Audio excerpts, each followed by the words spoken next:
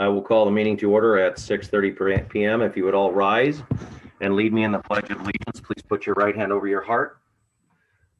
Ready? Begin.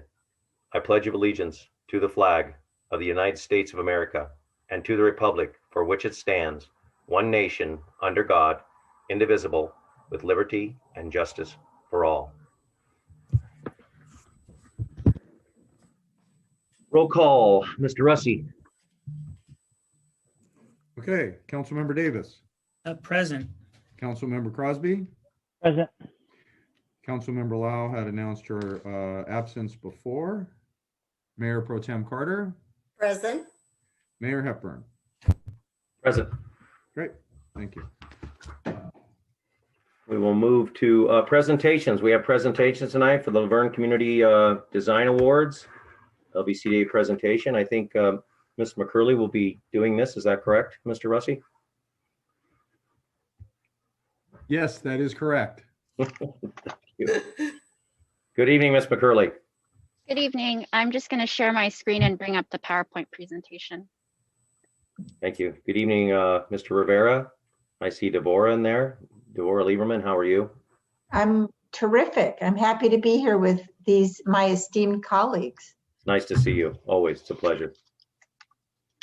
So good evening, Mr. Mayor and council members. Tonight we are presenting the 2021 City of La Verne Community Design Awards.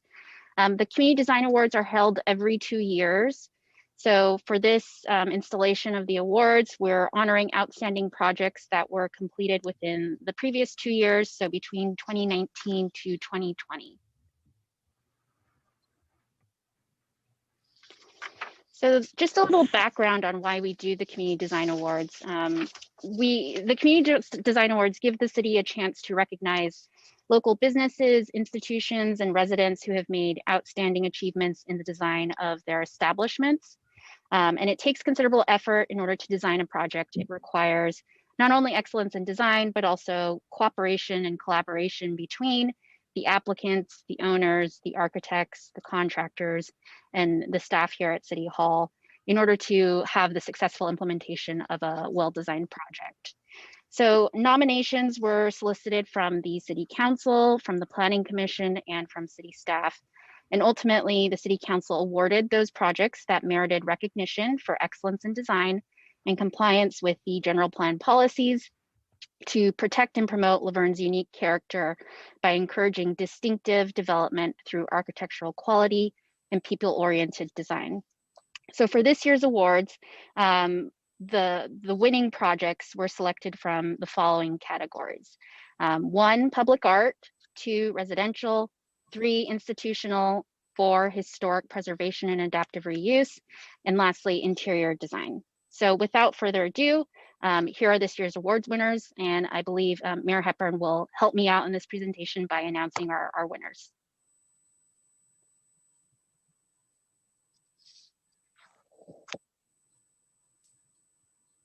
Mayor, you're on mute. Now I'm not. Thank you. We have to learn that from now on. We've been doing this for a while. The University of La Verne, the Ludwig Center, Historic Preservation and Adaptive Reuse, Institutional and Public Art. And what a beautiful addition to a building that my daughter actually was in. I'm sure a number of the other council members and many city residents, they did an unbelievable job. And then also just an unbelievable project. And it's such a beautiful addition as you come down Bonita. And so with that. Yes, so the Ludwig Center for Spirituality, Cultural Understanding, and Community Engagement. This was actually the second major project that the university undertook following the adoption of their master plan back in April 2017. So the Ludwig Center was approved by the city in January 2018, and then it was finalized by November 2019. This project, as the mayor mentioned, it's a combination of the old and the new. It involved the repurposing and partial demolition of the existing Brandt Hall residence into this new facility that's now approximately 14,000 square feet.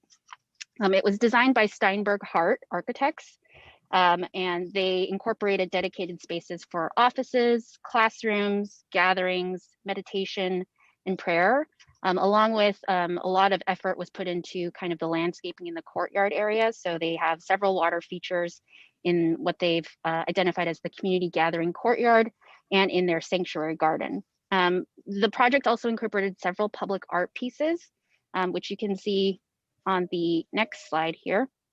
So one of the most significant public art pieces that they incorporated was a intricately patterned bronze metal screen at the stairwell on the west side of the building. And the inspiration for this, it's actually kind of a cutout of an existing protected ash tree that's already on the site. And again, this was designed by Steinberg Hart. And pictured at the top photo, we have ULV President Devorah Lieberman with the Mayor, Tim Hepburn, and Planning Commission Chairperson, Jason Simison. And at the bottom, we have Kim Patton, who's a partner at Steinberg Hart, again, photo pictured with the Mayor and Chairperson Simison. And I believe that Devorah has a few words that she would like to say. Thank you. Am I on mute? No, you're No, good. I'm You're good. live. You're live. I'm live. So very quickly, first of all, we'd like to say on behalf of the University of Laverne, thank you very much. You did a beautiful description of Brant Hall to this new building. And very quickly, the building was created because it represents the core values of our university. And it was built to be specifically a location where every student, faculty, staff, and our whole community can come together and say, this is where I belong. And that's why we named this the Ludwig Center for Spirituality, Cultural Understanding, and Community Engagement. So no matter what your faith or no faith, no matter what your ethnicity or culture, and wherever you are in our community or greater community, you could come together and say, this is where I belong. This is where I can be my authentic self. And I know that, I think the mayor mentioned this was Brant Hall originally. And many of you, several of you probably lived in Brant Hall. We still recognize Brant Hall, Brant in other parts of the campus. And we're just really excited about the future successes post-pandemic. I'd like to thank the planning staff for their support in realizing the vision of this building. I'd like to thank Public Works, Building and Safety, and the building inspectors in helping us overcome some construction challenges to achieve this end result. And most importantly, this building would not have been possible without the scores of donors. This building, the finances came from the donors who felt and saw the vision and said, this is a possibility. And in particular, I want to thank our lead donors, Art and Sarah Ludwig. They named the whole building. And when I told Art and Sarah that the city was recognizing the university with this award, his exact quote was, this building is truly worthy of a design award. It is an iconic image for a progressive university. So on behalf of the entire University of Laverne, we want to thank the city of Laverne for recognizing not just the beauty of the building, but what the building stands for. So thank you very, very much. Thank you, President Lieberman. Oh, polite applause. Thank you, Mr. Mayor. All the other council too. We're very appreciative of it. The entire building and also the back end stairwell. It's just a beautiful design. Beautiful. And notice that we're social distancing in that picture. I was going to mention that because someone in your family has to make sure that you social distance. So yes, we all. I think it was 6.5 feet. I think, if I'm not mistaken. So perfect triangle there. But thank you again. Thank you for coming and speaking. And so next we have another University of Laverne project, Mayor.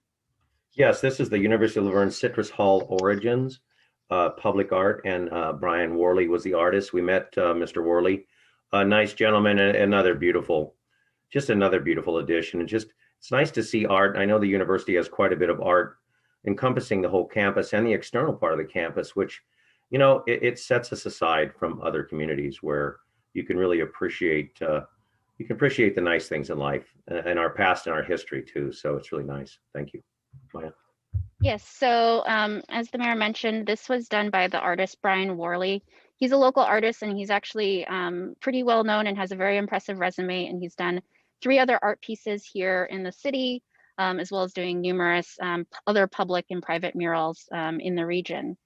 So this piece is called Origins, and it's a large scale brush stainless steel mural that's located on the building Citrus Residence Hall and the Spot Dining Hall at the University of La Verne.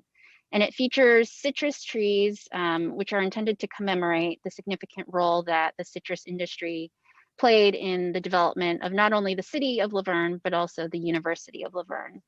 And the use of the metal steel, of the stainless steel, along with the photo etching of the citrus trees, it was intended to be a modern interpretation of kind of our city's historic origins. And it was also meant to complement the more contemporary and modern aesthetic of the Citrus Hall and Spot facility. So pictured is Brian Worley with the mayor and Chairperson Simison. Thank you, Maya. WF Construction, Laverne Landing. That's residential public art. Jim Moran from WF Construction, also Adam Brown from WF Construction. Unfortunately, the artist was not able to attend, Victor Lockett with WF Construction, but nice group of people. They're looking at building more in Laverne. Nice to have some art with some residential, and looks like they're looking at for the future with the Gold Line and some other properties to develop. So we're very, very excited to have them here, but also to have beautiful art. Maya? Yeah, so they WF Construction, this was actually one of the first major projects to occur in our Old Town Laverne specific plan area, which was adopted with the intent of encouraging new development with the forthcoming Gold Line station. So this project includes 38 apartment units, and they range in size from, I believe, 1 bedroom to 3 bedroom. It also includes partial underground parking. And so, like I said, this was one of the first projects that was approved post adoption of the Old Town Laverne specific plan circa 2013. So this was approved by planning in 2017, and it was completed by the summer of 2019. The public art piece that was designed by one of the architects at WF Construction, Victor Lockett, he took inspiration from kind of the elements that were formative to the development of Laverne. So there's 3 main pieces in this abstract piece that you can see. There's the foothills, and then kind of at the bottom portion, you see the citrus groves and the railway. And so pictured, as the mayor mentioned, is Jim Moran and Adam Brown from WF Construction. Thank you, Maya. This right here, the Peroth residence, it's a residential. It's literally about a 2-minute, 3-minute walk down the street off of Golden Hills Road. And if people don't know Golden Hills Road, there was basically a culvert where they had oak trees, which had never been developed, next to another development. But unbelievable what they did. The house is gorgeous. Young family. Paul and Jessica Peroth are the owners. Maya? So Paul and Jessica, they're actually longtime Laverne residents. And this lot kind of sat vacant for a really long time. It's actually part of the Rancho Esperanza specific plan, which was initially adopted by the city in 1987. So over the years, there had been different proposals, but it was a difficult lot to develop because there are very significant and protected oak trees on the site. So it was difficult for people to come up with a design that could also protect those trees. But the Peroths began working with staff back in 2017. And ultimately they, through the collaboration with staff and their architects and their landscape architects, they were able to come up with a design, as you can see in that bottom right photo, where they were able to protect the trees and really make the oak trees a focal point of the property. So the project was completed in June 2020, and it's a single-story house that's kind of farmhouse inspired, and was custom built to meet the needs of their family. They have 4 children and pets, and They obviously included a lot of amenities at the project to kind of fulfill their needs as a family, including a sport court and a swimming pool and spa, which you can see there. So in this photo, you can see Paul pictured with the mayor and Chairperson Simison. Thank you, Maya. MJ's One Stop Barbershop for interior design. Mahed Jahia, owner. And we met he and his wife and his 2 children. It's just nice to see young families. Now he has I think he has 1 or 2 more barbershops. And this is one of those businesses that really was affected by COVID and still is, but they're able to operate now. But we were talking about, how we support our local businesses here in Laverne and with the assistance grant program. And it's a beautiful barbershop, and just to wish them well, to appreciate them being here. So, Maya? I'll just take it, Mayor. Thank you, Mayor. Oh, I'm sorry. so- Thank you, Gabriel. Mr. Rivera. Thank you, Mayor. So MJ's One Stop Barbershop, like Mayor said, is a local Laverne barber shop that was founded by Majed Chachea. As a kid, Majed always dreamed of owning his own business. And at 25, he enrolled into barber school with intentions of opening up his own barbershop. He eventually achieved his dreams and opened up 2 barbershops, one in Covina and one in Azusa. Majed decided to open a 3rd location here in Laverne due to its close proximity to his son's elementary school. The concept for his interior design stemmed from his other 2 locations, as well as he wanted to put together a shop that Laverne residents would love and appreciate when they visit. I also have a special message from Majed as well. He says, "Thanks for all the continued support as we all bounce back from 2020. We look forward to seeing the rest of you to come out and go back to normal living." Majed. Thank you very much. Now we have Moxie Salon Interior Design, Jeanette Paz, owner. She was very nice, and this one too, it's like, the same thing, got shut down in COVID, but they are absolutely raring to go again. I know we have partial openings, so is this Mr. Rivera, you going to take this one too? Sure. So Moxie Salon, like Mayor said, is owned by Jeanette Paz, and she offers a variety of different hairstyle services for all ages. Jeanette first opened her salon business in the year 2000 and enjoys both the business aspect of running her business as well as the creative aspect of being a hairstylist. Her inspiration to design the salon was to create an inviting place where customers can feel both a warm atmosphere and a friendly environment. To Jeanette, her customers and her coworkers are not just acquaintances, they're her family. Thank you very much. Magic Tea Shop. Another great, the young gentleman there, the Magic Tea, and it's interior design, and Alex Zhao and owner Fanny Chung, the owners. Very nice. They're just excited to get back in business, even though it's takeout still, but they were, they started a new business when COVID hit. So again, the city supports all of our businesses any way we can. And so recommend all of our residents to please give them a try. Go ahead, sir.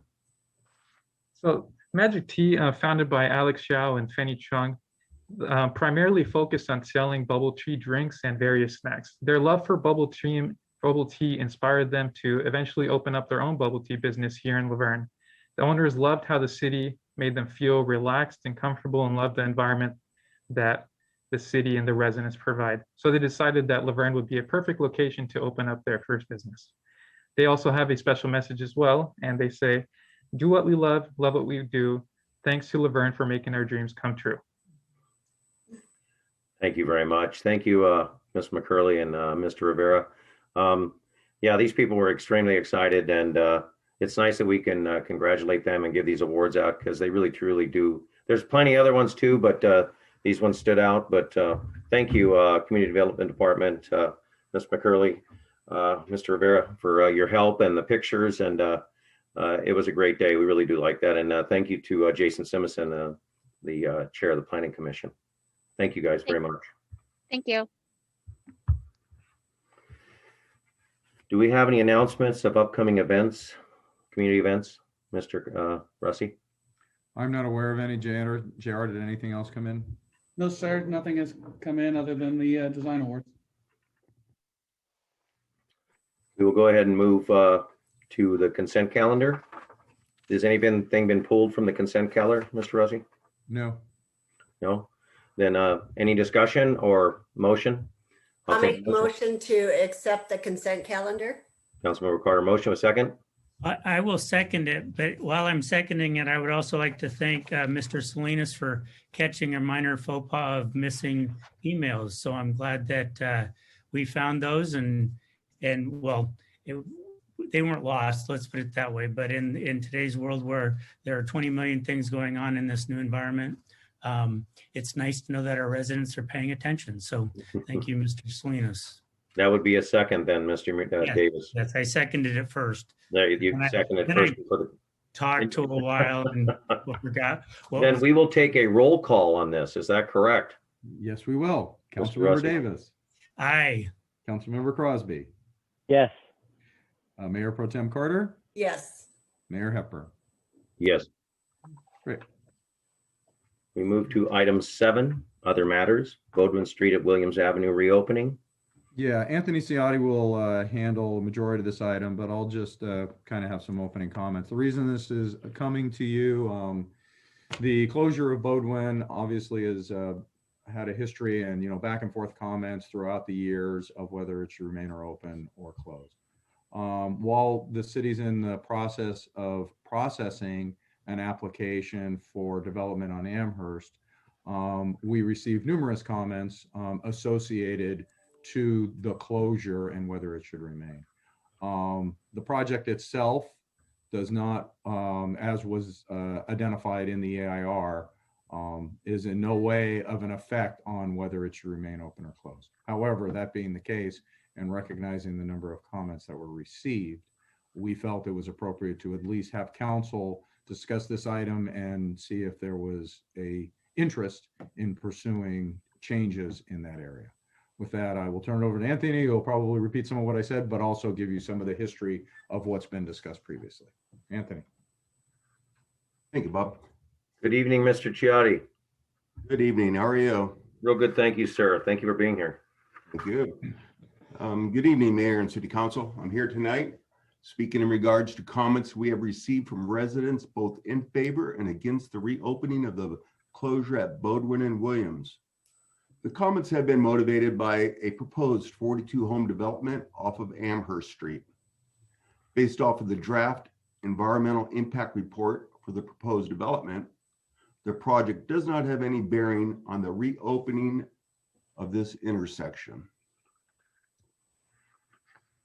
Council originally took action to close this intersection in 1984 due to commuter bypass traffic. The closure was a topic in 2001 and again in 2003. At the City Council meeting in December of 2003, and based off information that was requested from previous council meetings, the council directed staff that the closure of Bodwin and Williams will remain. In preparing for tonight's meeting, on February 18th, staff sent out 353 notices to residents letting them know that comments from the draft environmental impact report regarding the opening and closing of Bodwin at Williams have been received and will be presenting this topic at tonight's council meeting. Since the time the report was submitted, I have received 45 emails, 35 opposed to the reopening and 7 in favor of the reopening. Staff is requesting direction from City Council on whether to maintain status quo or direct staff to conduct additional traffic studies and report findings back to Council. Do you have any questions for me? Any questions from council for Mr. Ciotti? Not presently. Mr. The Rossi? only thing, Anthony, if I could get you to turn on your camera, I heard that you're not showing up on the live stream because your camera isn't on. So thank you. Sorry. My apologies. There he is. Okay. It wasn't just a voice behind that screen. No, I'm sorry. My apologies. So he could be heard but not seen. Yes. Wizard of Oz. Right? Mr. Mayor, I would like to, if we have any public comments first, and then I would follow like back to go up to, we have quite a list, and when we go to public comment, I would like to make sure that everybody knows we're going to stay to the 3-minute limit strictly, because we have quite a few people that want to comment, and we want to give everybody a chance to give their opinion or their requests on this item. Thank you.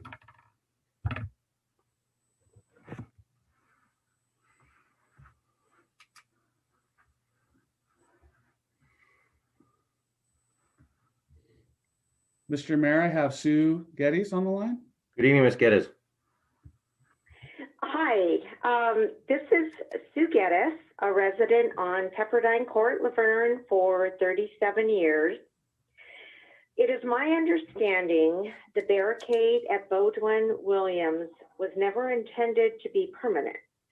It was constructed during the time of the 210 freeway project eastward to prohibit cut-through commuter traffic, which indeed was bad. With the 210 freeway completed, the barricade no longer served its original function. It has since diverted all cut-through traffic down Amherst. It is a continual influx of vehicles traveling at high speeds up and down Amherst Street. With the proposed 42-unit housing project on Amherst, we will have, honestly, a logistical nightmare, increasing traffic by 18% on Amherst. The juncture at Baudouin and Williams needs to be open to help even the flow. I am empathetic to residents on Baudouin who have enjoyed a traffic-free street for 40 years, but the time has come. The developer of said project says the Baudouin Williams barricade has no bearing on the project as a whole. Well, this should be a red flag to all of us, that the developer is not thinking of the surrounding residents, as its opening most certainly plays a role in alleviating traffic. Perhaps new and recent updated traffic studies need to be done. I am hoping for a resolution. Thank you for your time and consideration. Thank you, Ms. Geddes.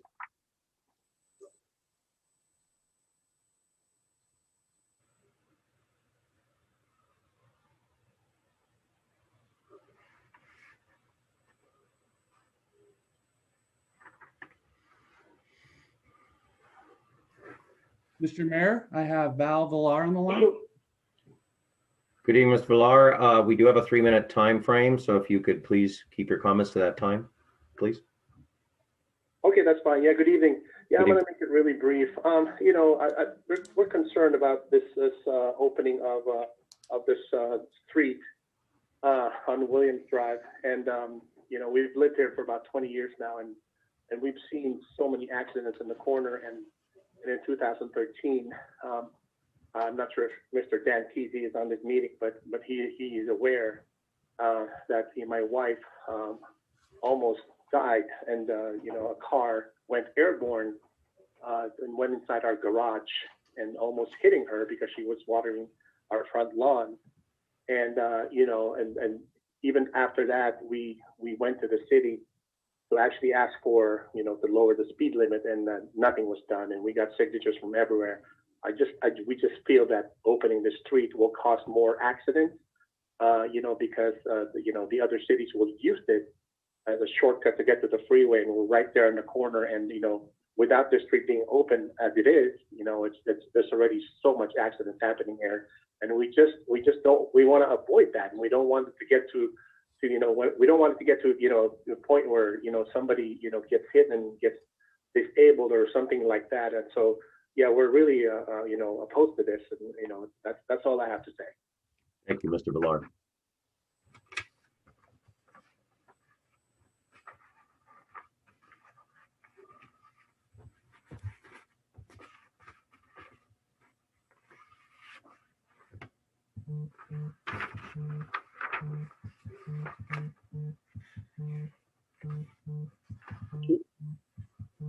Mayor, I have Louis Rowe on the line.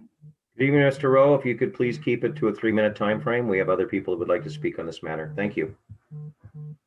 Thank you. Thank you all for taking the time to listen to my concerns regarding the potential reopening of the Baudouin and William Street intersection.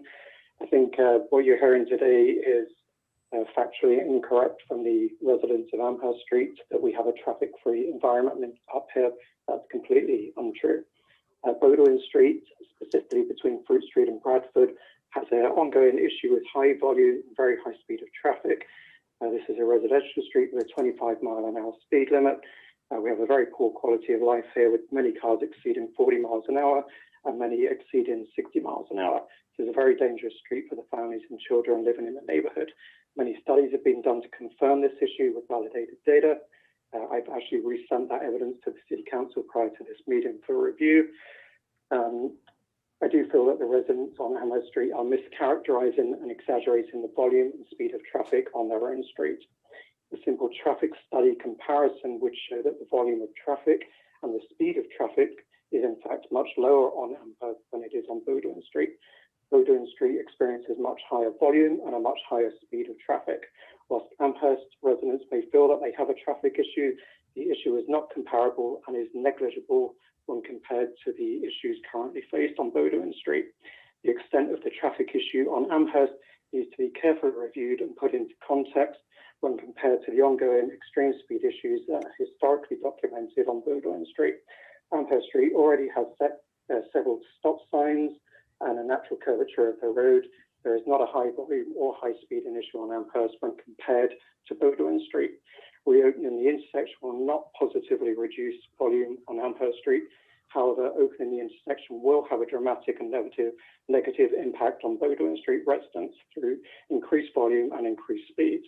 Amherst residents are requesting the intersection to be opened without it having any significant positive effect on their quality of life, but it will dramatically affect the residents on Baudouin Street. It's unfortunate that certain Amherst residents are campaigning for the intersection to be reopened for no good reason and at the expense of their neighbours' quality of life. Opening the intersection may even increase the volume of traffic on Amherst by encouraging additional drivers into the neighbourhood. If the city does go ahead with further traffic studies, then we ask that there is no bias in the reporting and that a fair and equitable study is conducted to show the true comparison between the volume and speed on both Amherst and Baudouin Street. The study will clearly show that Amherst does not have a significant traffic issue, but Baudouin Street does have considerable volume and speed issues. We hope that any future road alterations in the neighbourhood should fairly consider the impact that will be experienced by the already suffering Baudouin Street residents. In conclusion, we hope that the intersection remains closed. The proposed reopening action should not have any positive effect on Amherst Street. Reopening the intersection shall dramatically exacerbate the well-documented longer end. If we could finish, Mr. Rowe, we have our 3 minutes are up. Thank you. Thank you.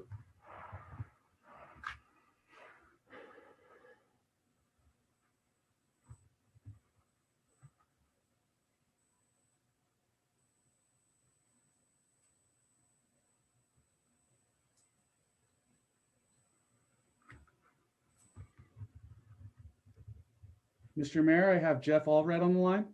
Good evening, Mr. Allred. It's nice to talk, nice to hear your voice tonight. And if you could please keep it to a 3-minute time frame, we do have other callers. You may begin. Great. Okay, hey, I just want to say I very much appreciate the council's attention to this matter.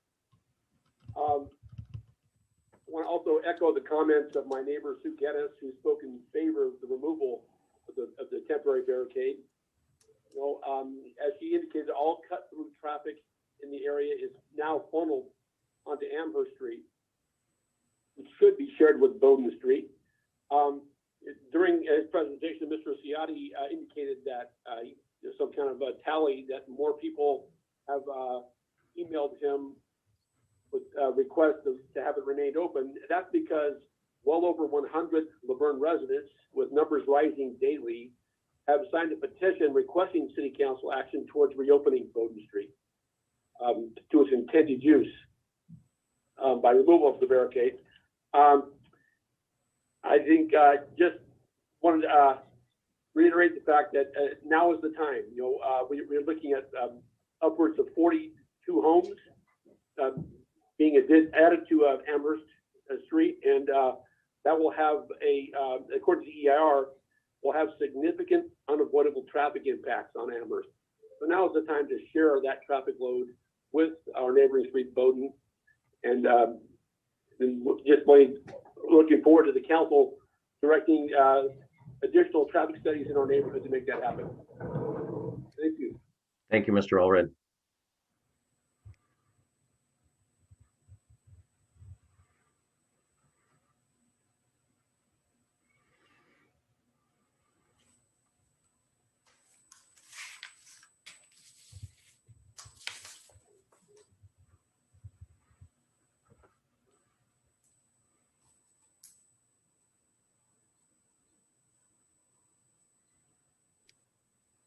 Mr. Mayor, I have Patricia Rowe on the line. Good evening, Ms. Rowe. If you could please keep your comments to 3 minutes or under, appreciate that. Thank you. Understood. Thank you. Go ahead. Hi, yes. Thank you very much for letting me speak. My name is Patricia, and I'm a resident on Bowdoin Street, and I am opposed to opening and reopening the Bowdoin Street intersection at Williams Avenue. To invite the free flow of traffic from Claremont Pomona by opening the Bowdoin Street intersection at Williams Avenue will likely prove much more of a danger and detriment to Bowdoin Street residents than it will ever benefit Amherst residents, whom I understand are driving this proposal. I believe Bowdoin residents share the concern of our neighbors on Amherst about the proposed new build of 42 houses and the resulting traffic. And we will also most certainly share the burden of additional cars coming from this and any new housing created in the area. I know one resident said that we are traffic free. I would argue that we probably get much more traffic coming up Bradford from the new apartments that were built on Foothill and Bradford because it's access to the freeway for them. So certainly not traffic free. And with increased traffic through the area by the new development on Amherst or proposed new development on Amherst will likely come with its inconvenience and dangers for residents on both streets. It will likely be significant more so for Bowdoin residents. Amherst Street currently has traffic calming measures in the form of 2 stop signs, the Amherst-Bradford intersection and Amherst-Wawa. In addition to a significant dip on Amherst-Bradford, which requires cars to slow down, even if they intend to ignore the stop sign, which I'm sure at times they do. Bowdoin Street, however, is a long, straight, uninterrupted road with wide lanes, which allows and almost encourages excessive speed for a residential neighborhood. While there is signage warning a no tolerance zone for speeding and an electronic reader that flashes a warning when drivers are over the 25 miles per hour speed limit, there are no physical requirements for drivers to slow down and little incentive by way of enforcement to do so. I must include that when Bowdoin residents were asked for measures to control speed in the past, the option to place physical barriers such as speed bumps or stop signs was deemed impractical because it will inhibit emergency service response times. And I understand and empathize with that because I get that we have 2 senior trailer parks off of Bradford that need emergency care often. And the quickest access to them is Bowdoin to Bradford because there are no physical barriers at the time. So I care about their safety too. So if the city of Laverne moves to open Bowdoin to Williams and thereby further increase traffic on Bowdoin from neighboring cities like Claremont, Pomona, who have no vested interest in the safety of the street's residents, the city will not only be incurring the cost of removal of the current barrier between Bowdoin Street and Williams, but more time and money will be required afterward in order to find an effective solution to the dangers resulting in higher traffic volume, excessive speeds that will also take the emergency service response times into account. So I ask that the city do not needlessly spend taxpayer dollars to make an already existing issue worse. I ask the city to not pander to the discontent few while undermining the safety of many. And I ask the city to not open Bowdoin Street intersection at Williams Avenue. Thank you very much. Thank you, Ms. Rowe.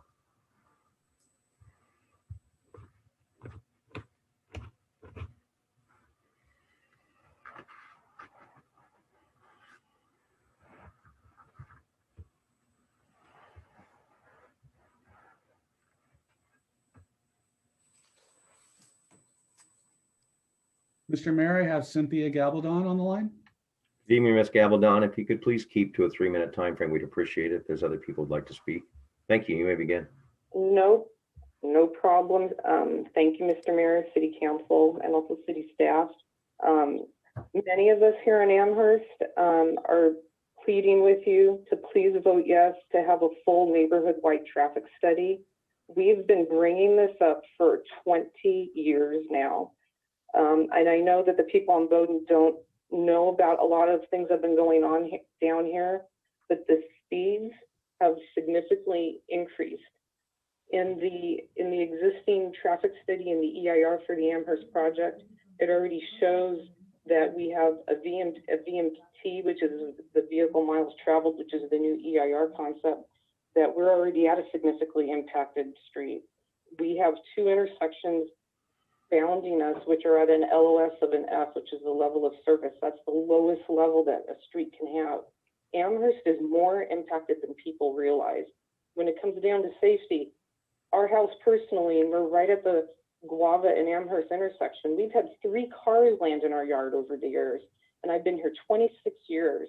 And between the history of changing the west end of Amherst to full traffic, and then we have the high school's traffic, we have the LDS church traffic, we have the cross-through traffic from the Laverne Village. All of these things cumulatively have significantly impacted our street. We must do this traffic study.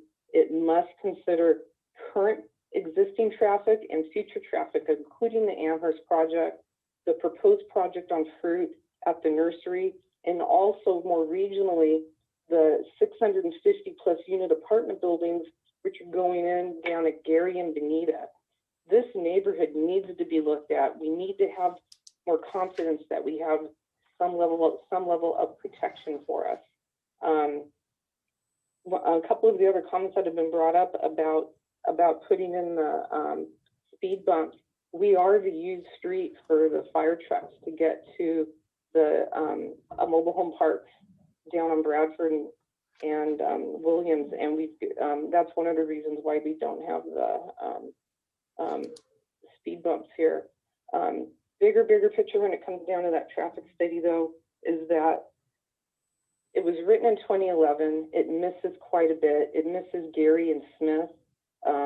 It didn't ever consider the stop signs at Amherst and Guava and Bradford. We need to have good data. We need to do this for this neighborhood. We do have over 100 signatures from the neighborhood about this, and it's just time to take Amherst streets very, very seriously. We've waited 20 years. And that's it. You also have this as a letter too. Thank you.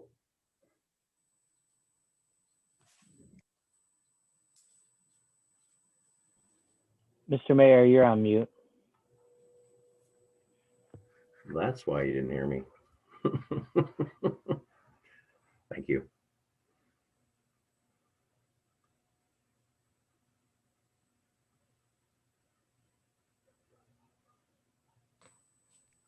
Mr. Mayor, I have Jason Ridley on the line.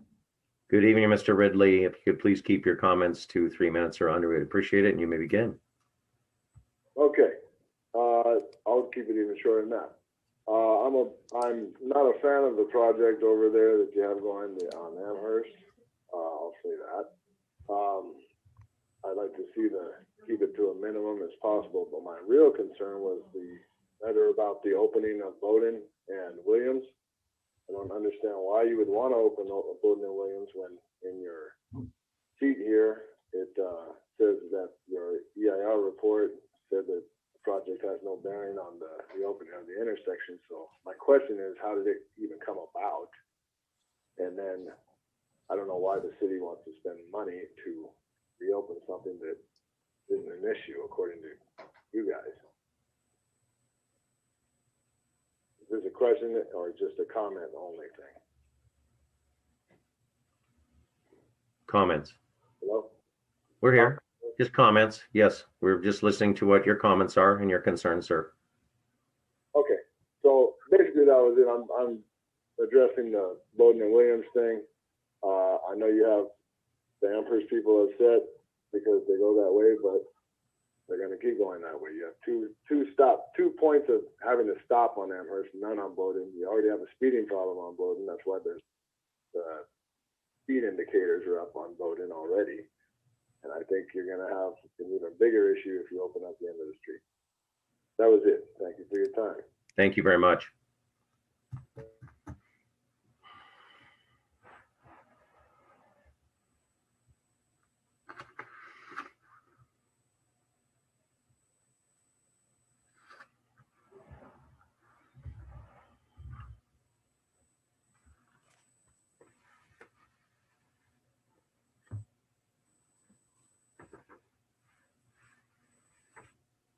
Mr. Mayor, I have Danita Beauchamp on the line.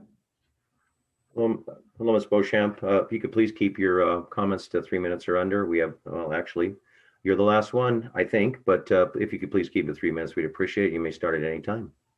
Okay. Good evening, Mayor, City Council, and staff. I have lived in Laverne on Amherst Street for 33 years, and in that time, the traffic has not only increased in volume, but also in speed. When the homes on Hartshorn Ranch and Oakleaf were built, the city opened Amherst to two-way traffic, as it was previously a one-way street from Guava to Fruit, thus creating a fully accessible east-west thoroughfare on Amherst, all the way from Fruit Street to Williams Avenue.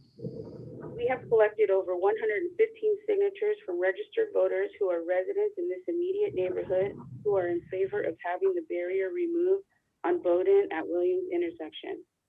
Should the projected housing construction be approved, this will put approximately 100 additional vehicles onto Amherst. I previously provided the city with video footage of the intersection of Amherst and Guava and the number of vehicles who did not observe the three-way stop sign. This has only increased since that time, and this will be creating an even more dangerous situation for the residents of this intersection as they fail to stop, as well as our neighborhood, as well as our continued neighborhood degradation. As stated in the agenda report dated 3/1/21, the EIR prepared for the project found that the proposed project does not have any bearing on the reopening of this intersection. Just from a logical standpoint, how can it not? The Amherst Fruit intersection is the only traffic mitigation offered in the EIR because of the potential for controlled signal that can be installed at that intersection. The fact that the housing project EIR is utilizing completely outdated traffic data from 2011, which is 10 years old, means it does not include the traffic from the Laverne Village, residents, and business patrons, nor does it include the traffic at the Amherst-Guava intersection. A new traffic study must be conducted to provide the most up-to-date data available, not something from 10 years ago with some basic formula of 1.34% for 9 years added to it as the EIR reported. At the time of the barrier construction, the continuation of the 210 freeway was not built, and vehicles used Baseline Road as their makeshift highway, but instead learned how to cut through our neighborhood to avoid controlled signals. The construction of the 210 was completed 20 years ago. It has served its purpose for those who reside on Bowdoin and the adjacent streets, but it is now time to reopen Bowdoin and allow that street to accept the overflow of vehicles of Amherst. The fact that it was a previous city council member who resided on Bowdoin was the one who had the city install it, mind you, illegally, as there were no CEQA or LOS traffic study performed before the construction was approved by the city council. The CEQA LOS lawsuit could be filed to have the barrier removed should the city fail to do so. But I believe the city of Laverne is already involved with too many lawsuits. It will only result in another black eye for the city and in the end only cost the residents more money. You're reaching your 3 minutes. Please vote in favor of a new traffic study to be performed. Once the data is received, it will warrant the reopening of Bowdoin and Williams intersection, and stop signs can be inserted to slow down the traffic flow. Thank you for your attentiveness. Thank you.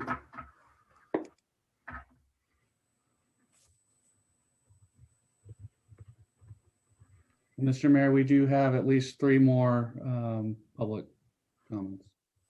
Okay, thank you. Yeah.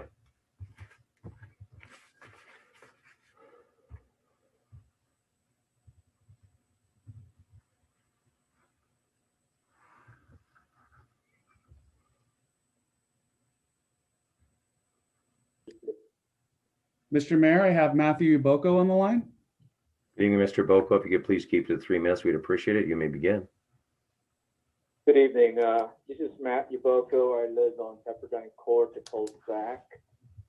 We've been residents here since 1983, so that makes it about 38 years. My rear fence faces the Bowdoin Street, and my driveway faces the Amherst, so I kind of know what the traffic is like. And since we've been here, I have seen with no, the Bowdoin was open at that time, and then the barrier was put in. Now, from my analysis, since I walked the corridor street for the last 3 years, the heaviest traffic in Bowdoin is really from Bradford to Fruit, but from Bradford to Williams, it's almost nil.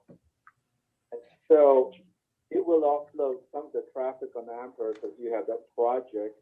And my suggestion would be put a stop sign and even a speed bump there to slow the traffic as they make the turns into the Bowdoin. I don't think it will be a 100% increase of traffic, but it will take some of the load of Amherst.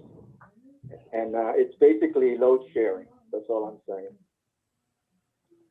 That's it. Thank you very much.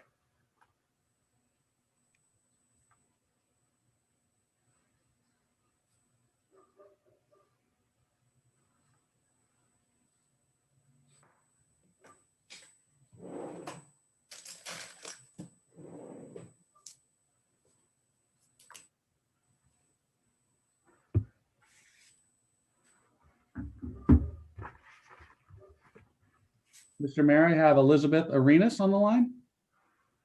Good evening, Ms. Arenas. If you would please keep to the 3-minute time frame, and you may begin. Thank you. I'm a new resident to the city of Laverne. I've been here less than 2 years, and I'm very impressed with the city so far. But I strongly feel that placing the barrier on Bowdoin really just placed a barrier on the community. It makes no sense to me to keep it closed. People on Bowdoin are very concerned about speeding and traffic, their families, and that's completely understandable. But so are the people on Amherst and on the other surrounding streets. Everything I have read thus far has said that they like their children to play on that little cul-de-sac. Everything from Bradford over to Williams is closed. So they can enjoy the freedom of not having cars go by. We have at least 2 to 3 cars coming through here in a minute.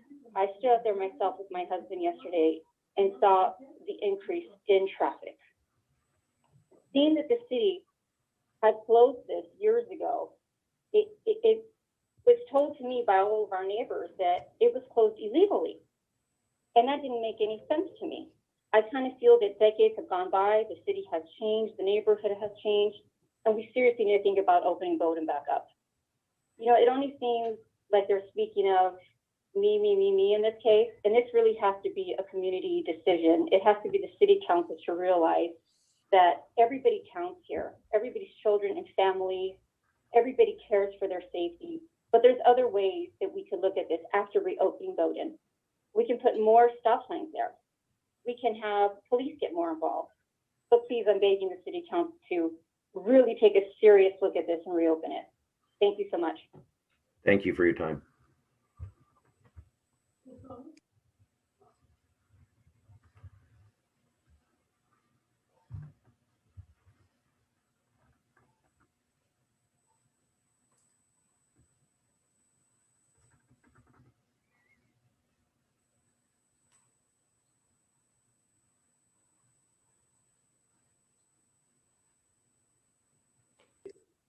Mr. Mayor, I have Andres Aldana. Mr. Aldana, Tim, Hi. you could keep it to 3 minutes. We'd appreciate it. You may begin. Okay. Good evening, council members. I'm a resident of the Amherst Street, been a resident of the city for over 20 years. And of course, I'm respectfully asking for the reopening of Bowdoin to Williams Street. So throughout the past 3 years on Amherst Street, I noticed a subtle increase of traffic, especially between Bradford and Williams Street. And in fact, yesterday, Sunday afternoon, my wife and I were standing in front of our yard between 2:30 p.m. and 3 p.m. We counted 44 vehicles traveling up and down the street. Again, this is a Sunday afternoon. how is pushing a problem down the street and doubling the traffic impact to your neighbors good for the local community? Simply not a good plan. So, a Bowden resident on an online social group stated, they're concerned for their safety and quality of life. I understand that. So now I ask, what about the safety and quality of life of the surrounding community? I know you have or will get more comments about this issue, but to aid in your response, I ask you consider the following. You opened Bowden to Williams, and I understand there will probably be some discussion there, but I would state that this is not an excuse to push the pollen down the street and compromise the quality of life of another neighbor. Number two, place speed humps, not bumps, humps on Bowden. I do understand that the residents on Bowden are extremely concerned about the speeding. In fact, in 2015 and 2017, there was public documentation regarding this concern. Within that documentation, it was noted that the majority of speeders were residents of the immediate neighborhood. Further, it was recommended by the residents that the city place speed humps along Bowden. And yes, they are safe. It doesn't impede emergency response. And number three, place stop signs on Bowden. We traveled up and down Bowden. I've been jogging there. There are no stop signs. I don't know why, but I believe that's a simple fix. And yes, above all, it should be a traffic study. So, in closing, I would like to say that I have a great amount of respect for our neighbors on Bowden. They have pride in their homes. The same thing goes for the residents on Amherst. We all want to achieve something greater for our neighborhoods and for our families. However, to achieve this, there needs to be an equitable solution, and it starts with the reopening of Bowden to Williams. Thank you. Thank you very much.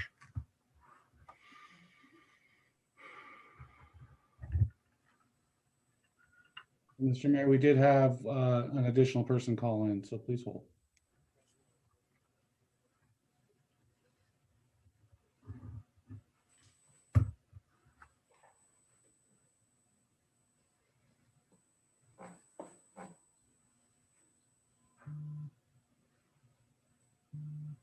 Mr. Mayor, I have Joseph Gabaldon on the line. Mr. Gabaldon, welcome. And if you could please keep it to a 3-minute time frame, I'd appreciate it. And you may begin. Thank you, Mr. Mayor and City Council members, for this time and opportunity to speak. I live on Amherst, and I didn't intend on speaking this evening, but I'd listened to comments so far, and I believe that this issue has essentially morphed itself into a bit of a pitting Bowden residents against Amherst residents, which is unfair to residents on both streets. But the history of the street being closed, its origin being back in '84, was just after our former council member, Rodriguez, who was a resident on that street, petitioned to, as a member of the council, to get the street closed. So it was closed in 1984. The plan at the time was to keep it closed, to control traffic for what was a serious issue as a cut through without a freeway. But the plan was always to have it reopened. Unfortunately, the residents of Bowden have enjoyed basically a private street. And most of the traffic issues that may exist on Bowden, I don't know them for a fact, but I do see them on occasion and understand the straightaway aspect of it. Those are residents of that street. You can't go beyond it. So unless folks are visiting the street or live there, those are their residents that are flying up and down that street. On Amherst, it's different. This is definitely a cut-through way for folks that live in Claremont, in Pomona, people that are trying to get around the traffic, to cut through, to avoid the foothill and Fruit intersection. The comments from my neighbors and fellow residents, they're all true. We see this every day, and we brought it up before. This is not the first time. So I've lived on the street for over 20 years now, and I've watched this, and I would offer that a solution by the city be that to potentially add the same controls that are existing on Amherst today, where an intersection of stop sign is put at the corner of Bowden and Guava, Bradford and Bowdoin, and to open up the intersection and adding another stop at Williams and Bowdoin. I think that's fair. I think that with the development of a new project, adding 40-something homes at a measure of 2 cars per home, plus all the other projects that have been mentioned earlier, I think it's a fair proposal that balances the traffic on both. And I think that the city takes it seriously. It'll look at the traffic study with that consideration in place. Thank you very much for your time. Thank you, Mr. Gabaldon. No more. We'll wait a few seconds here.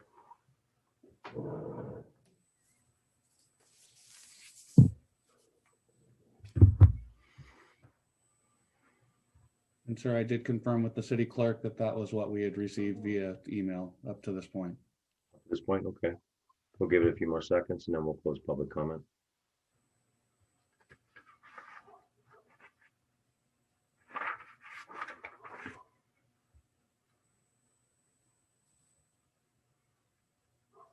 Nothing else, JR?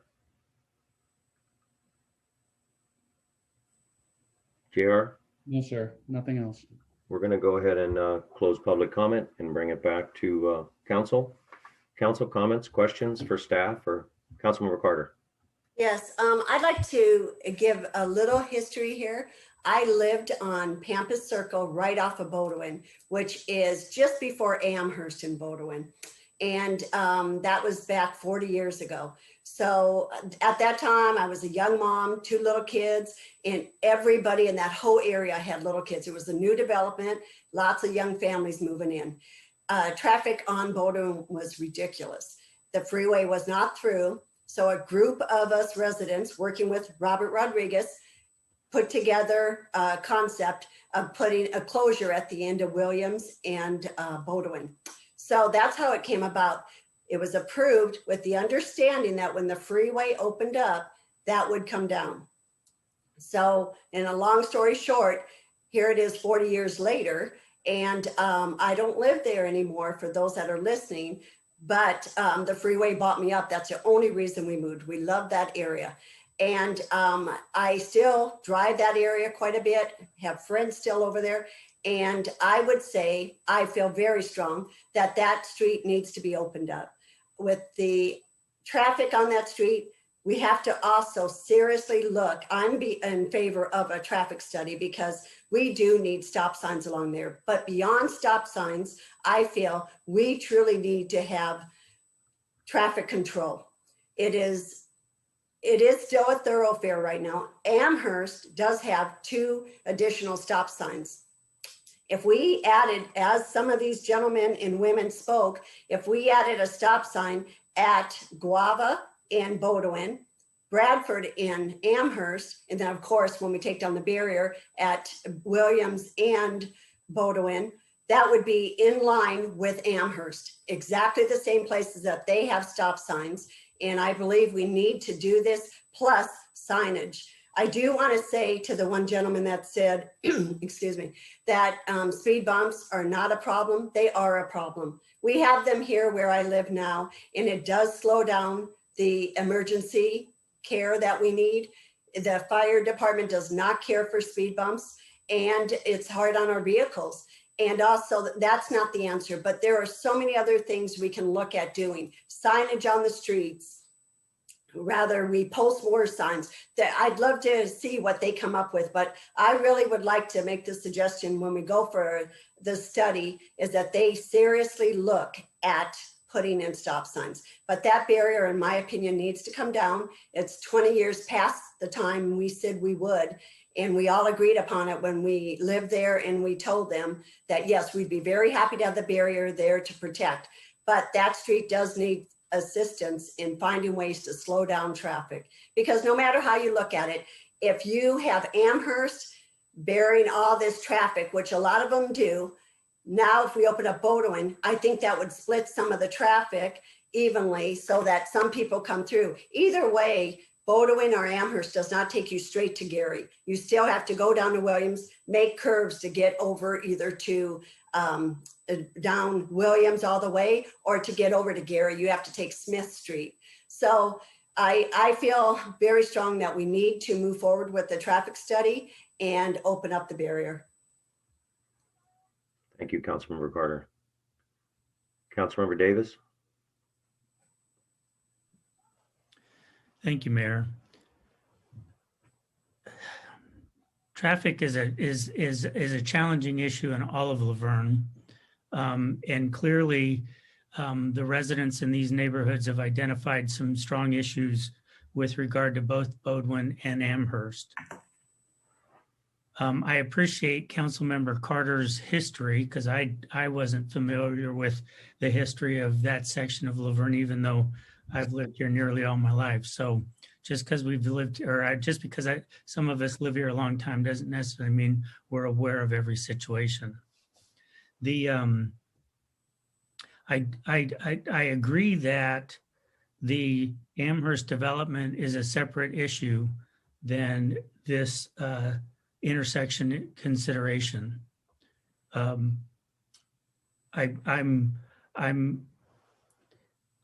think that the proposal I'd like to think about would be to ask the Active Transportation Committee to figure out how we might implement some traffic calming for that entire area, including an opening of Bodwin and Williams. So when it comes to a traffic study, I think I would want it more involved to try to figure out calming measures that can be implemented without the use of speed bumps. So I think I'm leaning towards, I guess I'm split right in the middle right now because I don't know if now's the right time to address this or whether we go status quo right now and let the Active Transportation Committee look at it. So that's where I am. Thank you, Mr. Davis. Mr. Crosby? Thank you. And thank you, Councilmember Carter, for that. And no joking aside, but you keep driving up and down that street. We got to tell you to slow down sometimes too.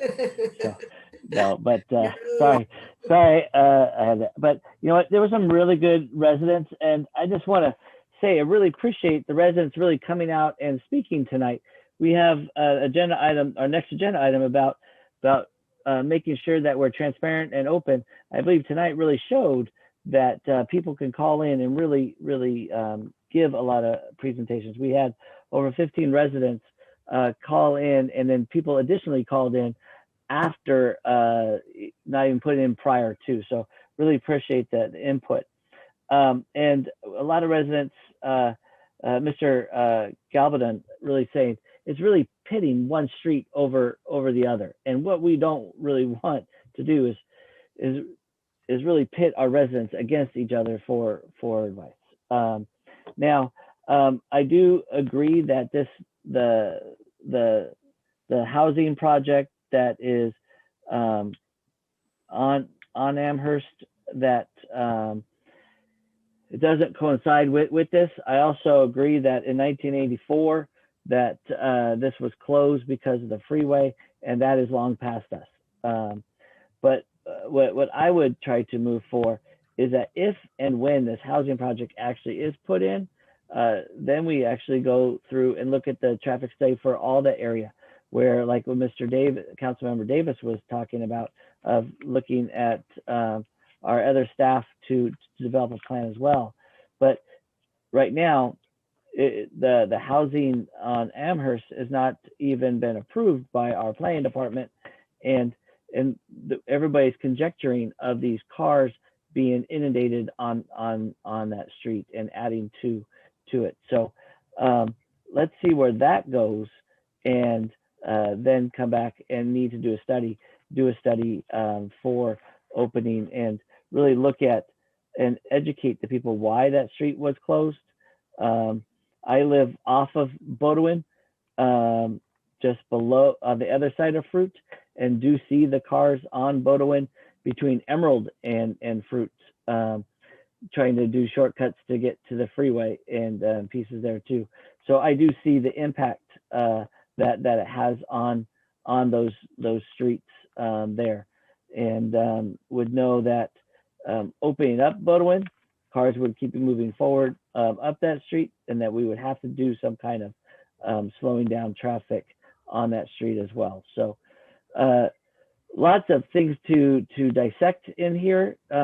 Because it is so important for our residents and for our families.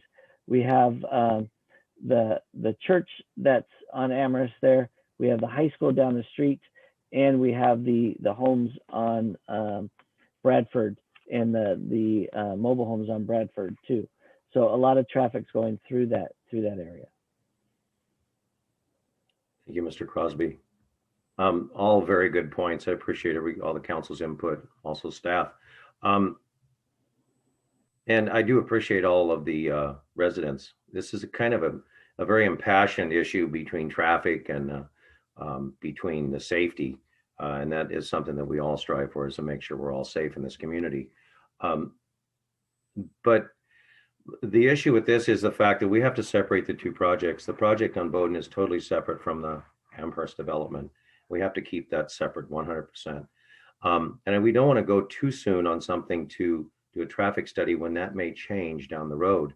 But when I was campaigning in that area, and this was a number of years ago, even before the mayoral, that once the freeway opened up, that Bowdoin was very, very busy, east and west, and very concerned. We have multiple times when they sent letters to the police department, and I got calls from multiple residents that, hey, we need to do something because it's a highway. Now, understanding too that people do cut down, they go through Amherst and cut through to Williams Avenue. But I don't want to do this. And believe me, I understand everybody's position here. This is a safety issue.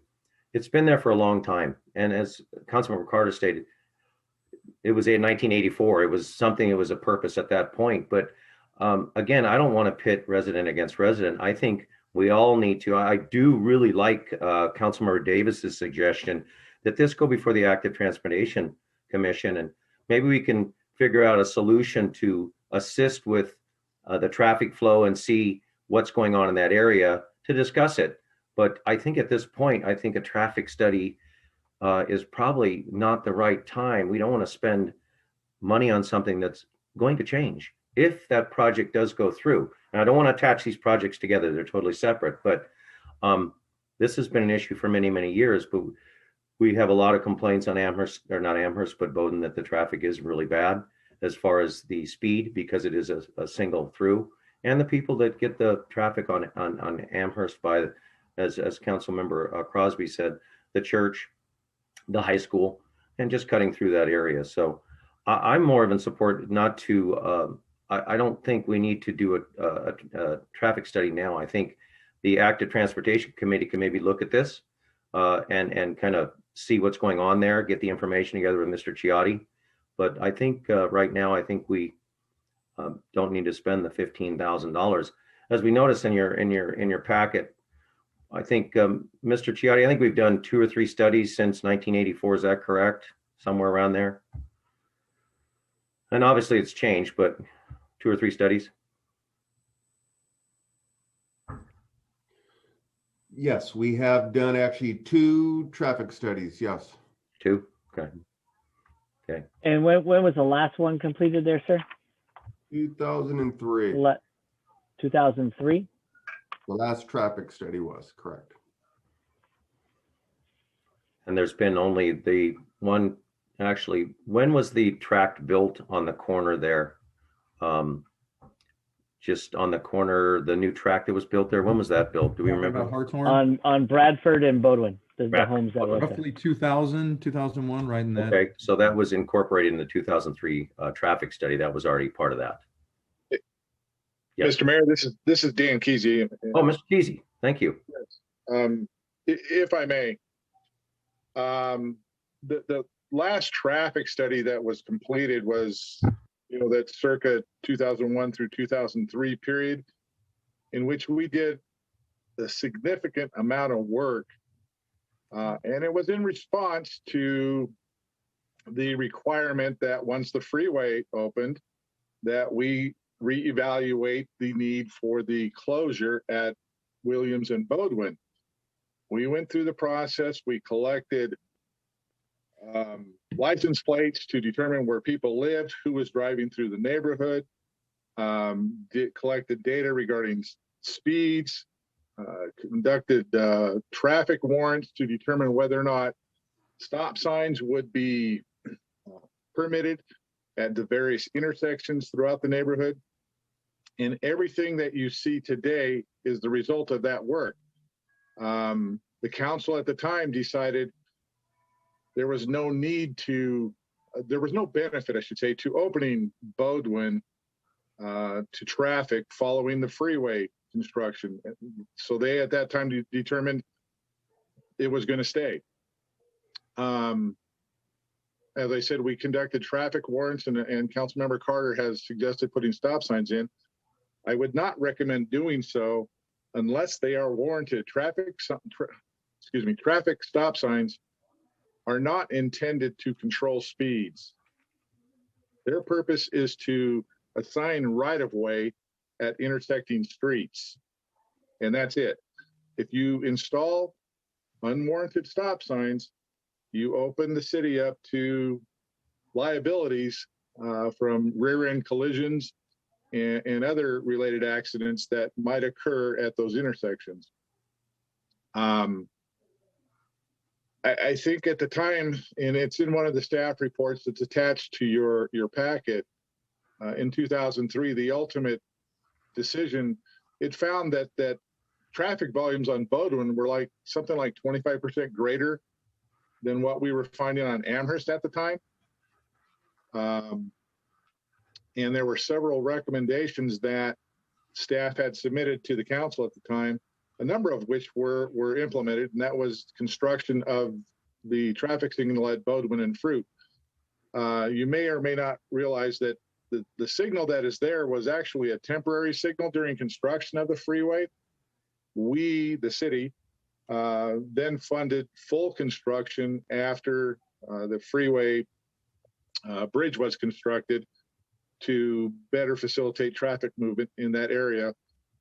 I don't recall the others. There were several other recommendations that we made. The vehicle speeds, and I'm referring to the December 1, 2003 report that's in your staff report or attached to your staff report. It said vehicle speeds were generally found to be within 7 to 12 miles of the posted speed limits. The speed limit on Bodwin at that time was 30 or 35. I don't recall. It might have been 30. We reduced the speed limit to 25 after the construction of those few homes on the south side of Bodwin, just west of Bradford, when we finished out the street. And I think there were 2 or 3 homes that were constructed. At that point in time, the street itself then qualified as a residential district. Even though it is a residential area, the way the vehicle code and the uniform on the California Uniform on Traffic Control identify a residential area is by the number of houses within a certain distance. And once those houses were constructed, we then moved the traffic speed limit to 25 miles per hour. We found that traffic volume through the street, as I mentioned, we found it was minor, and that was determined through this license plate reading system that we used. Most of what we found cutting through the neighborhoods or driving through the neighborhoods was local residents that live in the area. None of the stop signs were warranted at any of the intersections we evaluated, and I don't believe you'll find that would be the case today as well. They won't be warranted. So I just want to make sure you have some a greater understanding of the efforts that have been put into this whole thing. You're basically looking to regurgitate everything that we did back in the 2003 period and prior to that. The idea of sending this off to the Active Transportation Committee is likely a good one. That's somewhat part of their purpose, I guess. I think that's about all I can share with you at this moment. I can answer some questions if you have any. Mr. Kesey, just a real quick question. At the time that they did that study, and it was quite an extensive study, what was the outcome? Obviously, what was the consensus? Obviously, to keep Bodwin closed, but could you repeat that again? Why? Well, there was no benefit found to opening Bodwin. The other thing too is once we signalized Bodwin, access into the neighborhood became easier via that route than any other route. Amherst is difficult to get out on, particularly if you're making a left turn, leaving the neighborhood onto Fruit. So, most people will generally migrate themselves up to Fruit and Bodwin, where traffic is controlled via the traffic signal. It makes it easier and safer to exit the neighborhood. I think if you open Bodwin, consequences of doing so may not be apparent right now. But as they say, there's a consequence for everything that we do. So it's something that definitely needs to be considered.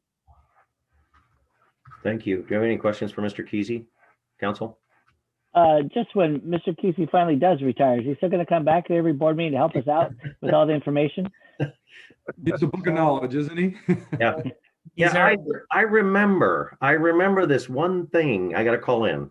He's our Encyclopedia Laverne. The Book of Kesey.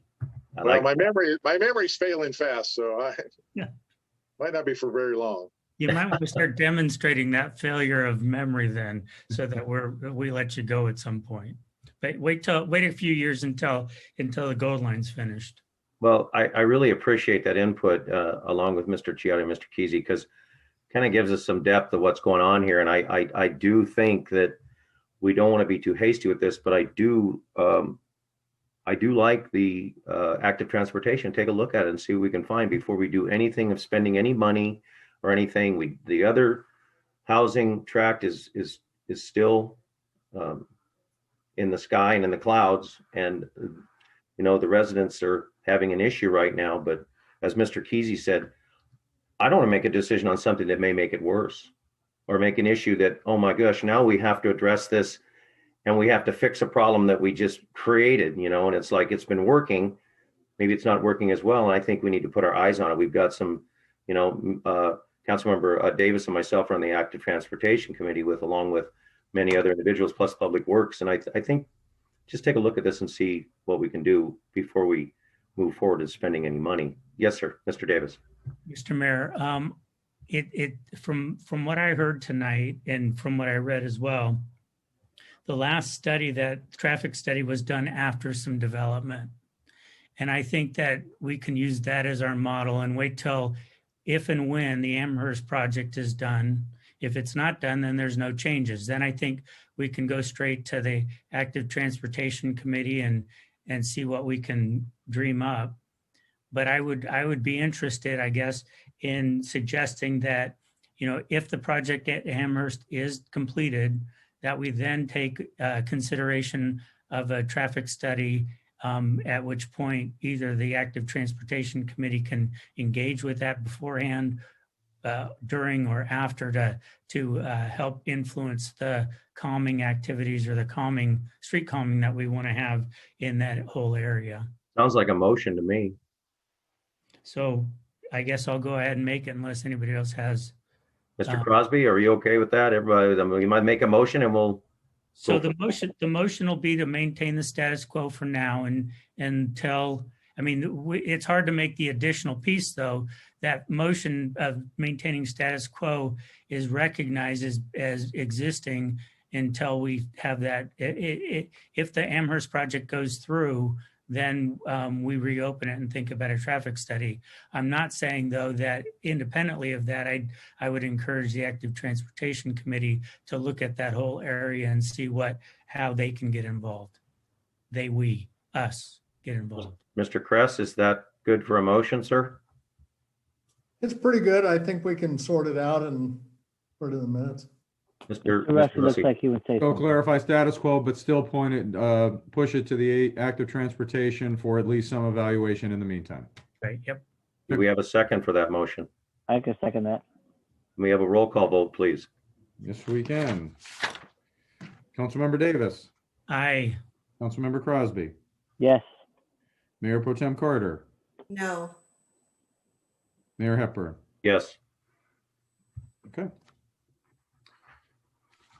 We have our direction. Motion carries. Very good.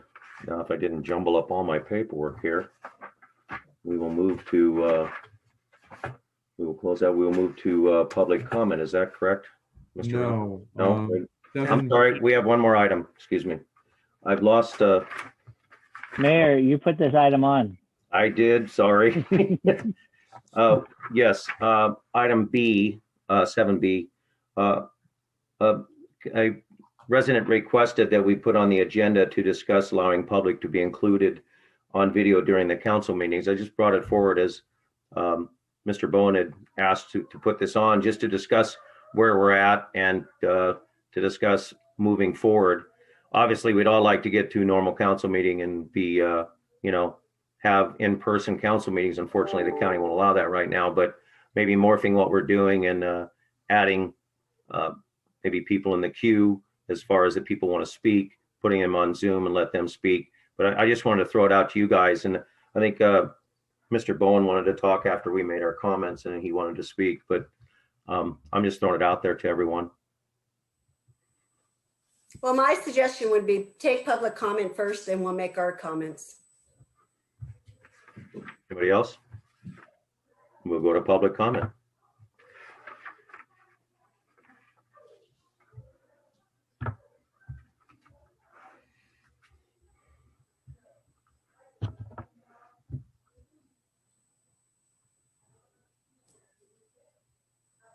Mr. Mayor, I have Jackson Salinas on the line. Good evening, Mr. Salinas. We do have a 3-minute time frame. Thank you, sir. Alrighty, I'll go ahead. I'd like to thank Mayor Hepburn for taking this into consideration. I'm asking the council to come up with a way for the public to be included on Zoom during the council meetings, during public comment. Our residents are sick and tired of with the communication stuff, trying to email and comments being accidentally thrown out or not going through phone call wise. So we want to make it an easier way for our residents to get involved in our meetings. Please take this into consideration. Thank you. Thank you, Mr. Salinas.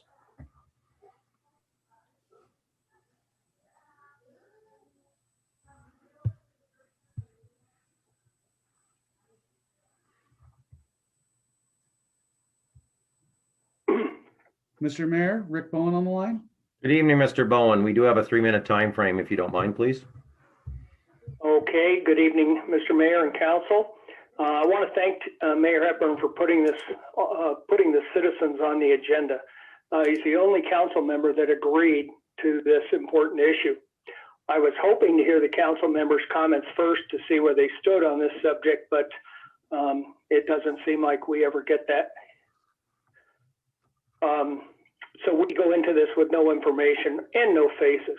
And by the way, I'm wondering, Mr. Crosby just made a comment a few minutes ago about how interactive this is, but I'm not sure what you see, but what we see, the people that call in, is a stopwatch. No faces, no council members, no nothing. Strictly a stopwatch counting to 3 minutes. It's insulting, quite frankly. For approximately the last 11 months, the citizens have been denied the right to meet with their representatives. Today is a great example. You have 30 minutes of stopwatch, no reaction from the council, so you don't get to see anything. And I don't know about you, but communication to me is a two-way street. You read people, you see their faces, you see their reactions. The last few months, the city has managed to assist numerous committees and groups to have large virtual sessions with large groups of participants. We have a community center that could easily allow 30 to 40 people, but the city manager won't allow it. We apparently have the ability to broadcast meetings with large participation. Cassie and Neighborhood Watch are two great examples. In fact, just last week, citizens wanted to have a group meeting with the proposed developer of the Amherst housing project. Eric Shearer stated that the city could do a virtual meeting before March 15th. It's on the video, check it at 7:59 p.m. If we can do it to hear the citizens on that project, why can't we open these critical meetings to the public? And by the way, I'm not referring referring to the current format which discourages participation. Bad phone connections, lost requests to speak, bad sound, terrible delays in calling citizens that want to speak, let alone the emails and petitions like the Los Flores Park with over 200 signatures that do not get presented to the citizens. Just like closing of D Street to allow restaurants to survive, I'm sure the city staff can figure out a way to allow residents to participate in their city government. Please direct the city management to allow our great citizens to let their voices and faces be heard. A few minutes ago, Mr. Davis indicated that without a face, Mr. Chiatis was just a voice. So I think he made our point. Thank you. Have a great evening. Thank you, Mr. Bowen.